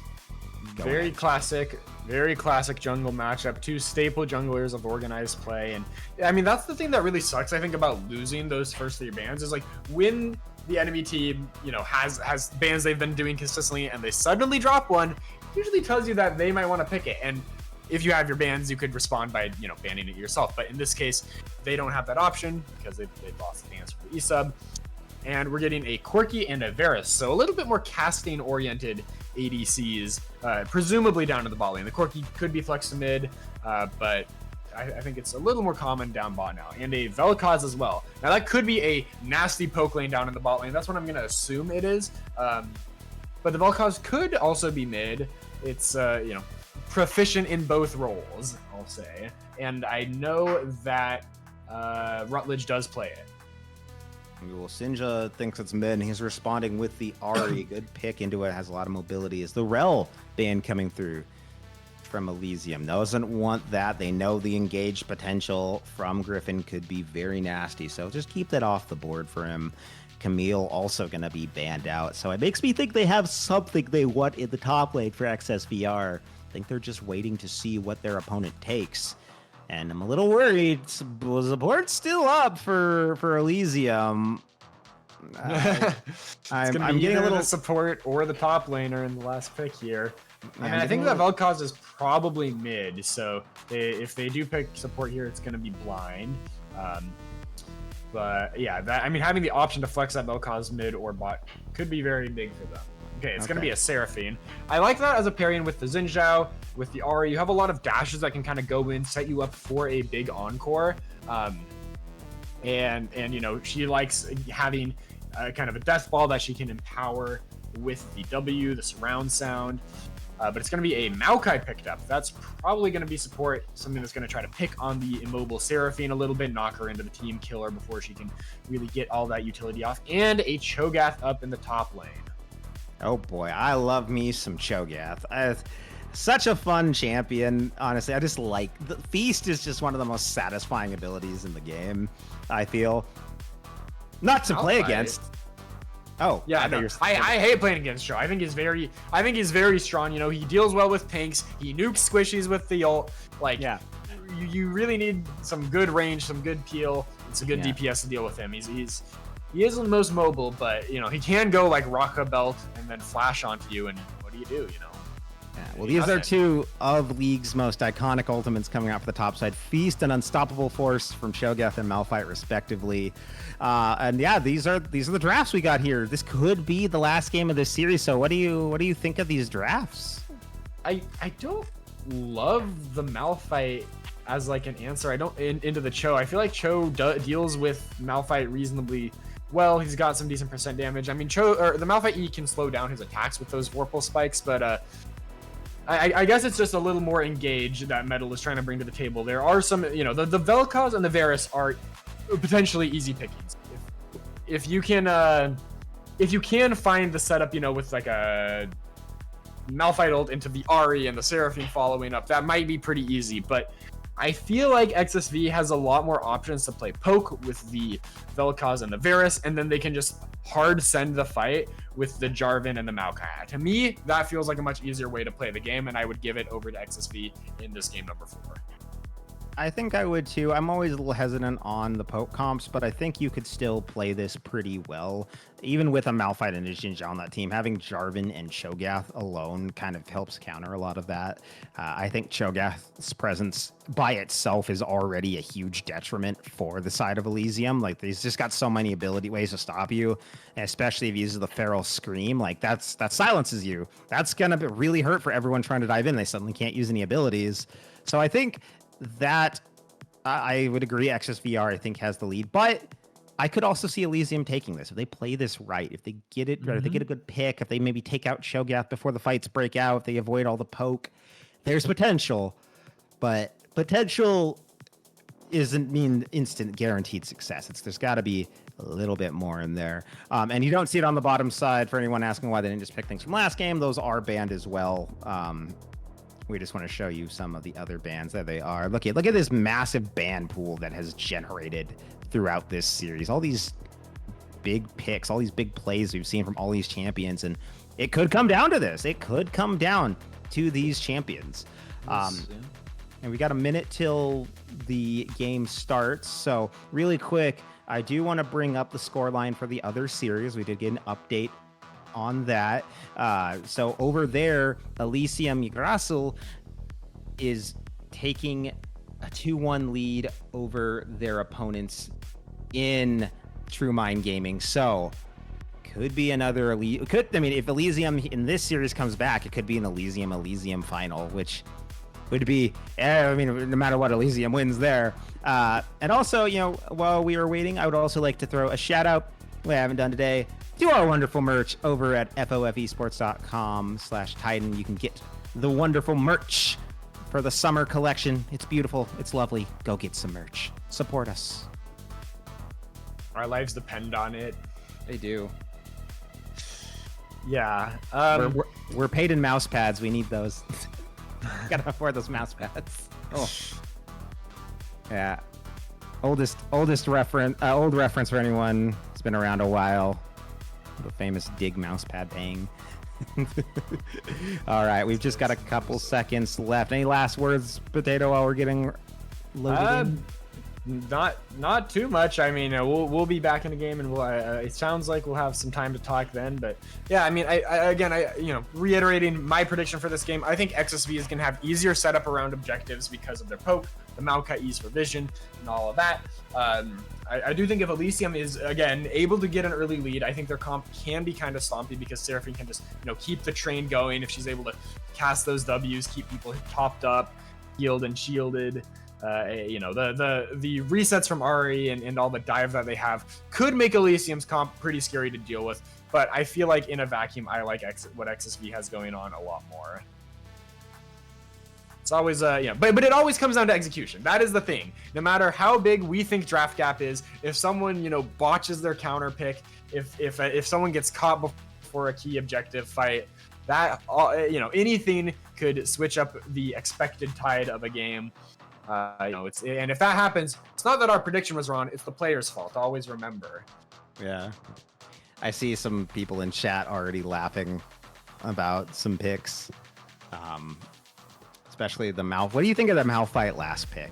I don't really like it. Like, it's not like XSV is rocking a particularly AD heavy team. There's a ton of magic damage coming out from the Cho'Gath and the Vel'Koz. They've got okay. There's a ton of magic damage. I don't think if Ferris is going lethality, I don't think the attack speed slow does a ton. Jarvan has ways to shred armor with his Q. So I think the biggest thing he offers is the ult, but I think we're going to be going to an intermission because there is a pause in game, and so we'll be back when that is resolved.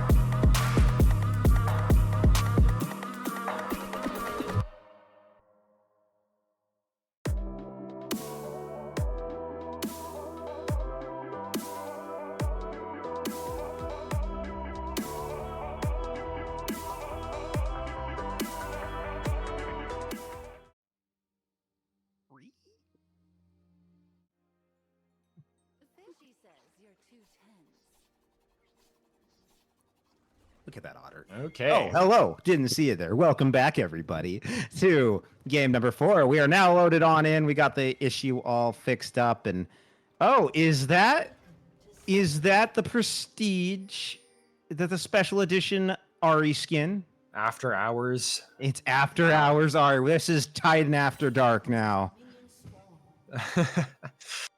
Okay, so XSV taking some early presence in the enemy jungle. They've got some, Cho'Gath Q at level 1. If he did start that, is kind of scary on the invade, so makes sense. Ninja backing up a little bit. And yeah, I mean, not actually, they've got wards in the bot and the top jungle. No vision coming out from Elysium. I'm not sure if they're just playing defensive consciously or if it's a little bit, lacking. Caught asleep at the wheel a little bit. But I do think trying to secure early vision into a Jarvan is really important. That champion, has extremely powerful early ganks, especially if they can pull off the EQ flash combo. And in the early game, as Ari, you don't have the ultimate to get away from those ganks.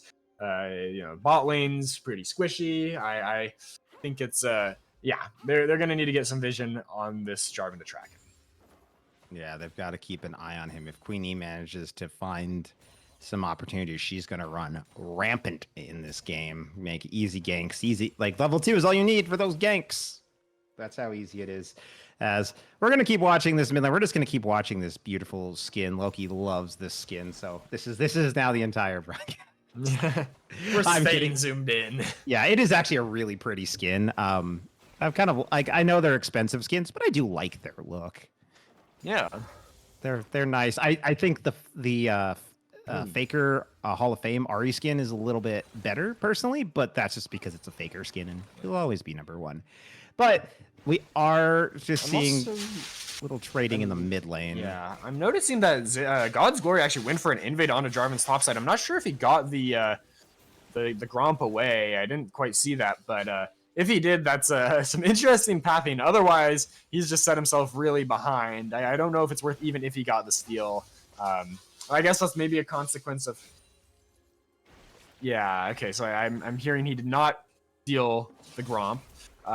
Which just means a kind of a big waste of time, and I guess that's really off of them not knowing where the Jarvan was going to start, as well as Jarvan knowing where the Zinjao would start. Early game vision matters, people. So it does, and now more vision coming out as they do get that little ward to spot him if he walks into the middle river around Tri.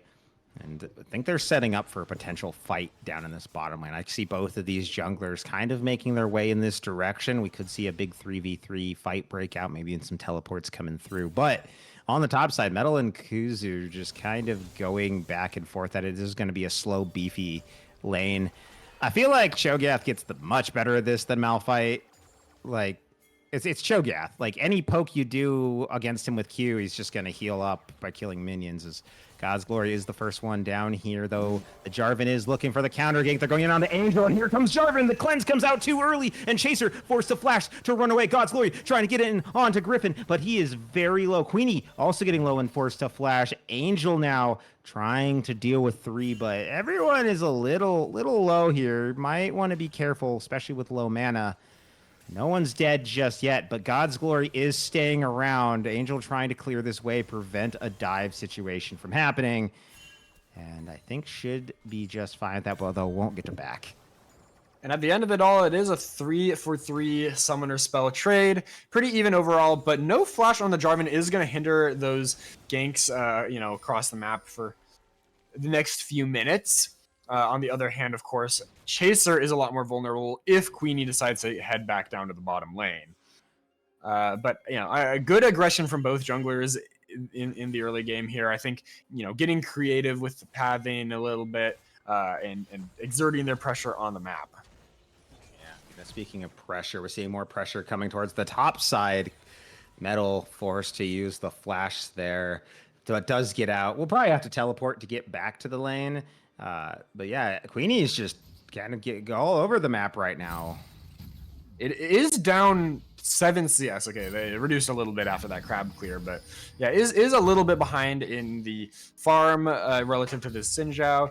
But Jarvan doesn't need too much farm to be useful. I mean, yes, you want stats, but EQ, the knockup, flag and drag, always going to be useful on to some extent, especially in the early game. Yeah, and now Kuzu, very scary champion. And he's got the grasp too. Oh, that's the worst for Malphite, because now you're just giving him even more health. Because even if you both trade grasp procs, you're losing because it's Cho'Gath. Yeah, but to your point that you mentioned earlier, the Comet's also a bit of a rough take for the Malphite, I think, because Cho'Gath can kind of shrug off the poke. I don't think it gets like too much value. Yeah.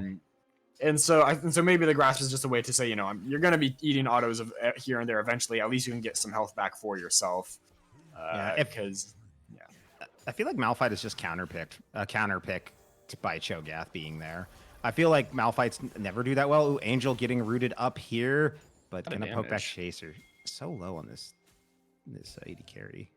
Still has flash and barrier, while Chaser does not have any summoners though, so they could potentially get baited in here as Queenie's clearing the ward in the tri-brush, and looks like God's Glory might also want to start up this dragon, but is outnumbered in the river. Yeah, very outnumbered, and Jarvan going on in. God's Glory going in for Rutledge. The ult going to come out, but he will save the knockup for it. Is forced to flash. Now Griffin hoping he can get in time, and he will be able to. And the spear stabs Jin Zhao. The treason against Jarvan will not be allowed, and XSVR goes up a kill and will probably get this dragon for free. Griffin was so fast there on the Maokai. Did he have a... no, Spellbook hasn't unlocked yet, has it? I didn't see if he ghosted. Okay. I don't think he ghosted. I think he has the let's see, what is the his water walking? Yeah, I think he has walking. Yes. So he's probably just faster in the jungle. So we're gonna watch the replay on that, see what happened there. Oh no, it is Ghost. It is Ghost. Oh, okay. It is Ghost. Okay. Yeah. The power of the spellbook. Yep, that's I mean, that gets a kill that otherwise would not have been available to XSV, so it's a lot of value. And, you know, I feel like this Xin Zhao and the Ahri together should be winning the early 2v2 in the jungle. This should be a major advantage point for the side of Elysium, but there it backfires because Griffin, once again, is just moving around the map a lot quicker than Supporta, who, you know, isn't really meant to roam as much on the Seraphine, but nevertheless, the Maokai making a big difference in that play. Yeah, and now there's a fight breaking out for the Scuttle Crab down here. Is God's Glory now making his way up, but there are two members of XSVR coming as well. Kuzu on the run, gonna get ulted. The Unstoppable Force trying to get him there. Kuzu trying to get the knockup, and that might buy him just enough time to get out. It will, but now the other members of XSVR are here. The Jarvan going in. Rutledge gonna grab onto Metal. Kuzu trying to not get killed, but he will go down to God's Glory. Now God's Glory on the run. A third member of XSVR comes up in Griffin. And Feats of Warfare go over to XSVR. A double kill. Actually, I don't think it's a registered double kill for Rutledge, but that's okay. You still get two, and you are still up on your opponent. And the early game going heavily in XSV's favor now, up about 1,000 gold. They've got the dragon, and they're going to get the grubs. That's likely going to lead to them getting the feats in the end. They just need one more objective or a turret to get those. And yeah, it's going to be tough for Elysium to fight back. You know, 2-0-1 now on the Vel'Koz. I think really the Vel'Koz needed to be put behind early game because that is an immobile champion. No, him or the Varus had to be the targets, and just weren't. Yeah, and now Sinja going in to help secure a kill onto Angel using the Seraphine ult extension, but will trade his life in the process. I don't know if that was worth it. Say probably not, but you have to try for something, and I think that was close to Ahri living. You know, could have been probably played a little bit better. I bet someone missed a skill shot somewhere.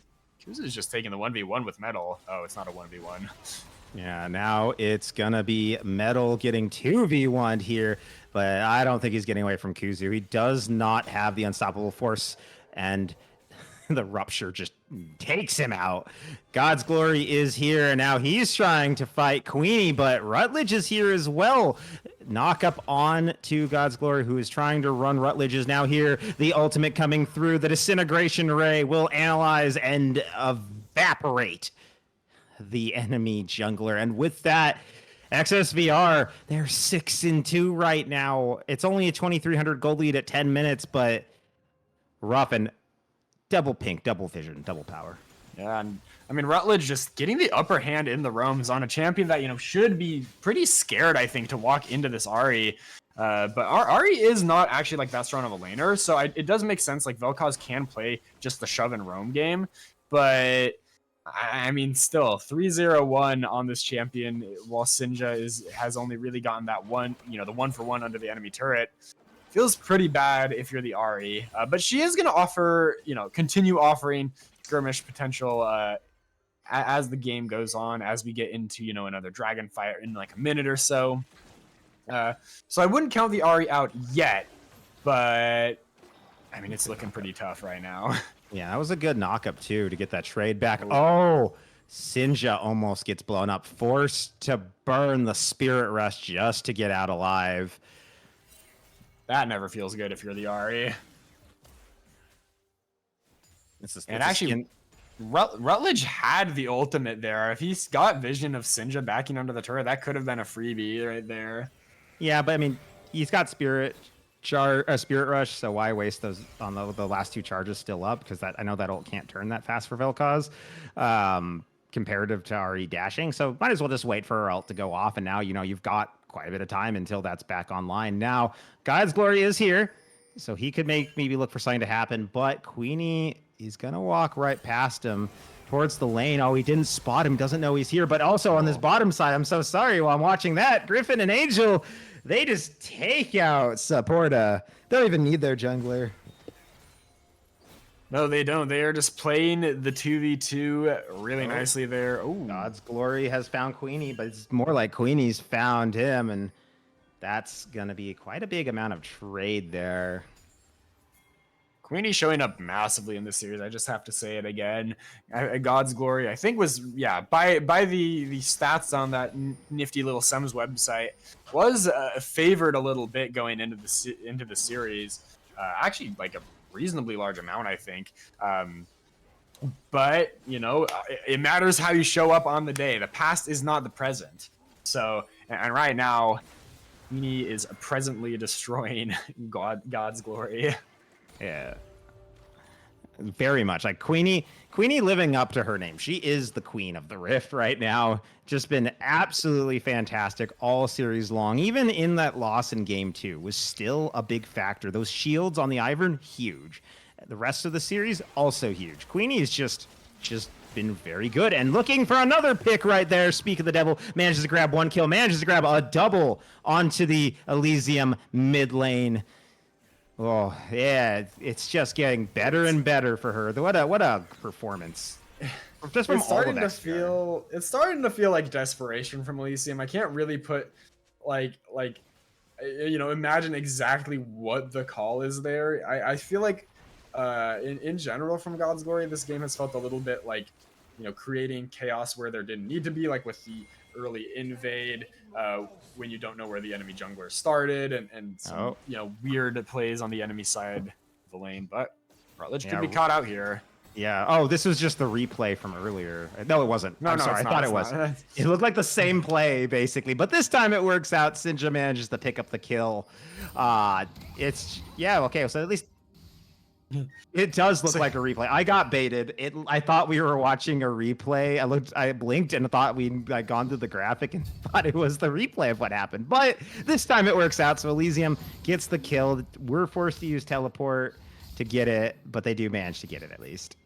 I mean, that's a really important shutdown. They need this Ahri to be a reliable backline threat. And with the extra gold from that kill, she's going to pick up the Sork Boots and an Amp Tome, and that's going to help her damage a lot, help her ability to, dodge those skill shots and show up to plays on the side lane.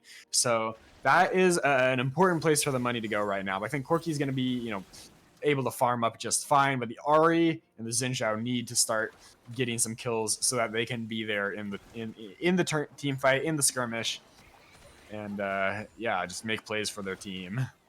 Yeah, they've got to be able to do something. They are the only ones with kills. They are really the big factor here. Chaser and Supporta, honestly, so quiet this game. They haven't really got to do a lot. That one play, the 3v1 that led to a 1-for-1 trade, really the only thing that they've gotten to make happen in Metal has just been basically locked down in the top lane. Doesn't get to really play League of Legends while Cho'Gath is here. And yeah, they chose that matchup. Yeah, they chose it. This wasn't Malphite and then Cho'Gath. This was a R5 Malphite pick. They picked it. And first it was the support pick, and now it's the top pick. I'm starting to think that Elysium might not like counter picking. Herald's gonna drop here for XSVR, so they secure another objective. It should get them onto the feet. Sinja. Oh no, that was Sinja. That was a bit of a misplay on the part of the Ahri. I think it's just a little interaction of when you turn around to cast that E, there's a quarter-second cast animation. I believe it's the same as standard anyway, and that lets the Maokai go in. But picture-in-picture, Chaser just got the solo kill onto Angel, so that's gonna be nice for the bot lane of Elysium. Yeah, and it might get even better for XSVR. Supporta, though, manages to walk away, doesn't get hit by the Q from the Vel'Koz. I think that thing would nuke her at this point. But Elysium, Chaser. Ooh, I don't know what happened there, but he might be not long for this world. Griffin looking for it with the E to at least stop the back, but no one else there to follow up, so should be just fine. And yeah, XSVR just controls the map right now. Now Kuzu down here looking to nom on this turret. This Cho'Gath, he's a big boy. What's this? What is our? Can we get a Cho'Gath stat count? I want to see. We have so many stacking champions. Yeah, I know. Cho'Gath is at at 5 stacks. He was able to chomp the Herald earlier. I saw one in the gank earlier. Missed a few of the others, but I mean, that's a pretty happy place to be. He's already quite tanky. I think closing in on 4,000 health, you know, at 17 minutes, that's quite a lot. Yeah. It's only going to get tankier from here. Yep, it's only going to get worse. And this isn't like a team that does well with tanks. Corky, I guess, has the shred on his Gatling gun. But the rest of them don't really have DPS or ways to like blow up a tank. But there is a way to blow up God's Glory, as Queenie was looking for him there. Metal is here too. Now Kuzu going for Chaser. God's Glory trying to get onto him. Chaser also trying to get some damage too. The Seraphine ult will just miss. Now Queenie going in all alone, gets a big ultimate right there. And now the laser coming through. Metal gonna go back in to stop it, but will fall. Rutledge will pick up the kill. And Kuzu flashes forward for the ult onto Chaser. And now he's gone down, and it's 2-0 in favor of XSVR with the dragon coming up. Despite being behind, I feel like Elysium maybe could have won that fight. It's really unfortunate for them that the Seraphine ult misses. If that was held for when that Malphite ult comes through, or when that Jarvan kind of locked himself in his own ult, I think that honestly could have been a winning team fight for them. But yeah, we can see here Chaser does good damage to tanks. The trouble is Corky's pretty short range, so to hit them, you have to be, you know, in their threat range. And yeah, this is just, if God's Glory just steps a little bit to the right, that we could be seeing a totally different team fight here. Or, you know, if the Seraphine ult is held for this situation, I mean, that could have been a dream. But yeah, alas, it's there's just so much CC on the side of XSV. It makes it so hard for Elysium to play these fights. And then it looked like Big Ben was coming up there. I love that. Oh, that's one of my favorite Cho'Gath skins. I want to point out the one that I forgot what the name of it is exactly, but it looks like something out of Bloodborne. It's so cool. I can't wait for him to get a visual update one day and make it even more badass. Yeah, that champion is a little clunky, but you know, kind of works for him. Yeah, He's but a it big works for his guy. kit too. Like, despite being one of the original 40 champions of the league, his kit has managed to stay surprisingly relevant over time. yeah, so I mean, I do feel like my personal opinion, I think he's a little overtuned on his numbers. He does a lot of damage and he's very tanky. And yes, he has counters and he's immobile, but I don't like it. I don't like playing against that champion because he always eats me, and I don't like it. I think that's why they leave him that way. It's kind of like Zillion in that his play rate isn't. I mean, he has a higher play rate than Zillion by far, but they keep him OP because he's just so clunky. I don't think people would play him as much either, though I know he is fairly popular. For a he's probably one of the. I think he's the second most popular monster champion. I know the most popular is Kha'Zix. It has always been Kha'Zix. He's like one of their best-selling champs. But speaking of champs, God's Glory caught out there. The Disintegration Array coming in, but will not be able to finish him off. And on the top side, Kuzu and Metal going at it. Kuzu doesn't even care about the the damage from the turret. He's just like, meh, it's whatever. Yeah, the Cho'Gath can just shrug off a lot of the damage, and it really feels once again like Elysium doesn't have a lot of great answers here. They're very behind in gold, 7,000. They're about to lose the Otacon, and XSV is on soul point, so it's just gonna, you know, they're gonna need to find, you know, shutdowns or objective bounties somewhere. But like, where is that coming from? The turret, they don't have great wave clear or side lane pressure on the turrets. They've had a hard time finding picks in these team fights, but I do think they can do it. I think the picks onto champions is a viable way for them back into this game if there's any hope for them at all. Well, okay. Well, not if Kuzu just walks forward and just 1v1s people to death. And now he's actually 1v, I think, 3ing up there by himself. This Cho'Gath does not care, but he will eventually go down. Chaser almost died there. But he got a 1-for-1 trade and gave his team time on that turret. Excuse me. So Probably worth overall. yeah, because I think they're about to break this inhibitor turret too. The charge does go through. The damage is coming out. Wait a Sinja minute. managing to grab Angel there, and the TP from Metal. XSVR may have gotten a little too big for their britches, and they're just gonna casually walk away. I don't know if they even have back to spend all that gold they've earned yet. No, most of them haven't. And honestly, if they had stuck around, they might have found themselves punished for it. Objective bounty does go over with that top turret falling as well. So a little bit more gold into Elysium's pockets, but they're still down 6,000 gold plus 3 dragons. And of course, the feats that XSV has giving them a little bit of extra hidden power as well. So I think Corki at this point is really the win condition, as we're getting into a bit of a replay here of Kuzu just right-clicking on God's Glory and occasionally throwing out an ability. Doesn't have to work too hard for this kill. Just casually walks forward. See, that's why you can see that's why I like that skin. The giant, like, what is that called? That really, that like really creepy building design. God, I want to say it's almost very Lovecraftian. Oh, I know. Never mind. Brutalism isn't creepy. I don't know what I'm talking. No, it's about. like, yeah, that's the word. Thank you, Eldritch. That Eldritch Gothic look to it, that you see in a lot of those genres. Oh, I love it. I love the look. Too bad Lovecraft was an awful human being, but yeah, the look, his stories were good.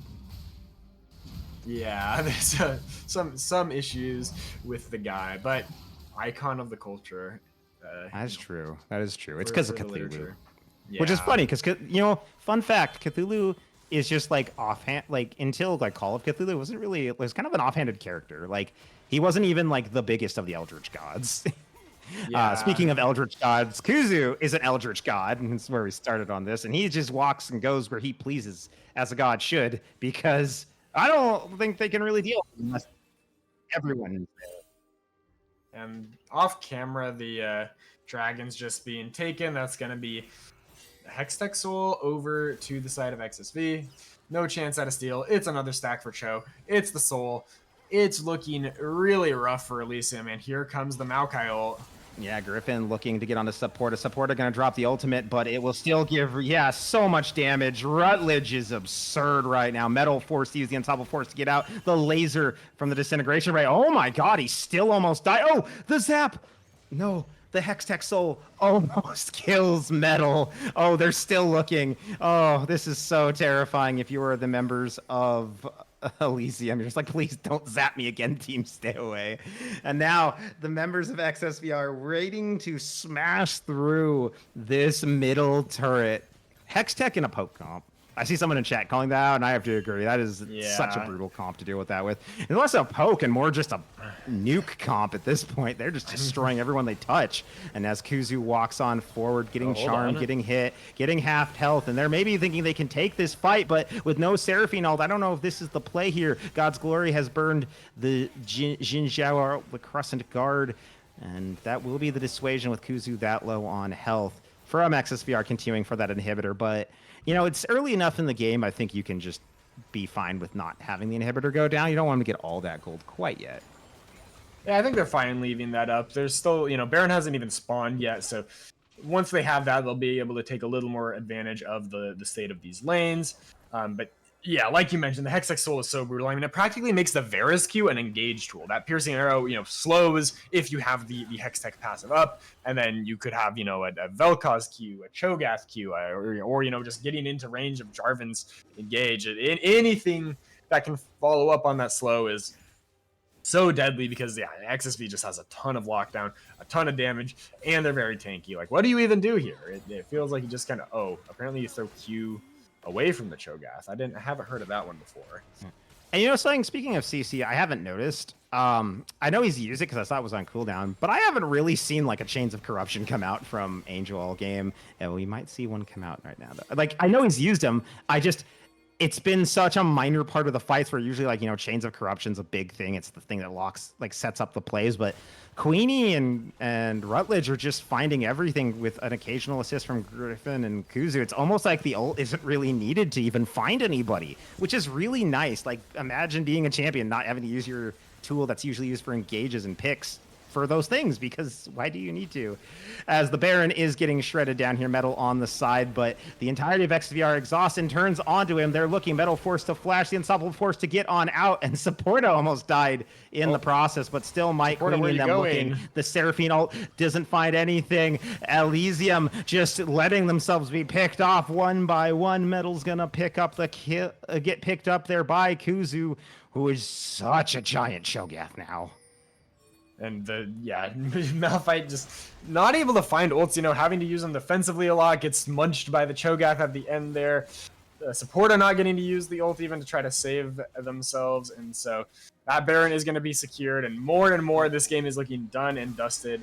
God's glory. God's glory is not long for this world. There's no Cho'Gath ult, so at least he can live a little bit longer. Oh, good. You know what, production? I could see him being at 211 stacks with how this game has gone. Yeah, it's the new shape-shifting Malphite. He looks a little different, He got yassified. God, can you imagine if Cho'Gath at 211 stacks? That's definitely been done in practice, Tool. I'd have to imagine. Oh, I'm sure. I mean, I've seen people do like 1,000 on. Like, I've heard of people do 1,000 on it, but God, he can just like cover the whole map. Yeah, he would. I mean, his health bar would be at least 15k at that point. Yeah, well, it feels like just a matter of time now as XSV march into the enemy base. Elysium is trying to hold on here, but they are just looking weary as the poke from them barely even tickles those shields, on the side of XSV. And in a few seconds here, I'd be expecting to see some engage come out. That'll probably lead us to the end of the game. Yeah, it's only a matter of time. Chaser getting nuked, getting ulted. Kuzu gonna pick up the kill, and now they're on to the Xin Zhao. God's glory will fall. It's just Metal and the Seraphine, and now just Ari, Ninja, and Metal, the last two members of Elysium, the last hope for Solar to meet their sister team in the final, and it will be closed. Ladies and gentlemen, XSVR is gonna move on to the Conqueror Grand Finals. And it really feels like they deserved it. I think they were playing much more coordinated as a team, moving around the map. I think they consistently drafted better than their opponents, and I mean, just the execution all over the board was there. Outside of maybe, I think games 1 and 2, we saw a lot more life from Elysium, especially from Sinja. But as the series went on, just felt like they were looking a little more tired and struggling to find answers into the compositions that XSV had drafted. Yeah, and maybe like, well, Sinja did really well. Maybe it was a sub different. Maybe they didn't know what to, like, all their strategies went out the window. But I still felt like they played well. They didn't go down just like limply. They fought tooth and nail to try to stay in the game. But XSVR just, they looked so clean. They looked like they had it. Early game, a couple little rough spots here and there for like the first 5 or 6 minutes, but then it just kept blowing up. Their team fighting was really good, and I've got to give a really big shout out to Queenie. Like, we were said this in the draft. Queenie was it this game. She killed it. Just not even this game, this series. Just every game was a factor, and even in the loss, keeping the team in the game with the Iron Shields, using Daisy to buy space. Just an immaculate performance. She's definitely my MVP of this series. To agree there. Game 1, I was like, okay, the Morg pocket pick, it's off the table. Maybe now, maybe now God's glory is going to get the upper hand. But then there was the Ivern, and that was pretty evenly matched, even if the Ivern did end up losing. But from that point on, the series was really all dictated by Queenie in my book. And it is interesting. Like, although I think Sinja performed really well, sometimes it's just like a style thing. Sinja was playing more so lower wave clear champions that kind of want to play for picks, and maybe if God's glory is more used to having someone that can wave clear, move with the jungle in a slightly different manner, those things can be very intangible, can be very hard to show just through the numbers, the damage numbers, the KDAs, and all of that. So that's one of the things with the sub that is a little trickier to do, or a little trickier to manage. And of course, there's the bans. I think some of what we've been calling the draft ifs are maybe just unavoidable when you can't ban the things that you don't want to play against. That's true. That's true. Just a rough situation they find themselves in.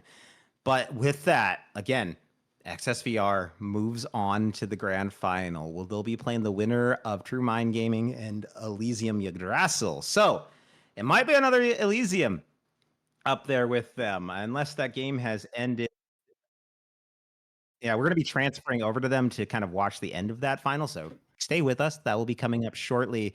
But I also gotta say though, if it is Elysium that makes it to the final, that means for XSVR to win the whole thing, they'll have to have gone through the second and first seed in their group. 3 of the 4 teams. We said this on the in the post in between games. I think it was between game 2 and 3.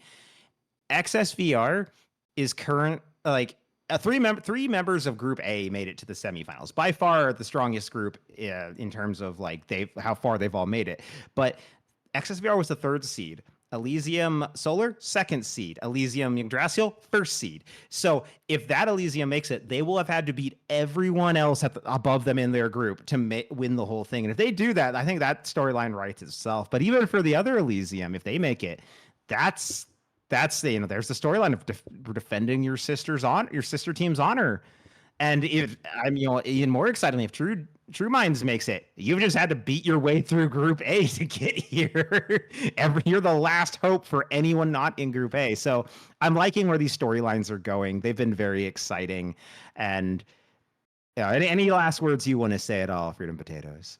Yeah, I mean, I think in the series that I've casted for them, at least, people seem to think XSV was at a disadvantage going into this series. The previous match I casted 2 weeks ago, and then also this match, I think the predictions were slightly stacked against them, not heavily. Like I think people were predicting maybe like a 3-2 for the other team, and so seems like when they're a little bit the underdog, they power through handedly. I think the other series was like a 3-0 and this one's a 3-1, so they are showing themselves to be powerhouses. But maybe the key to defeating XSV is to just expect them to win, and then they won't.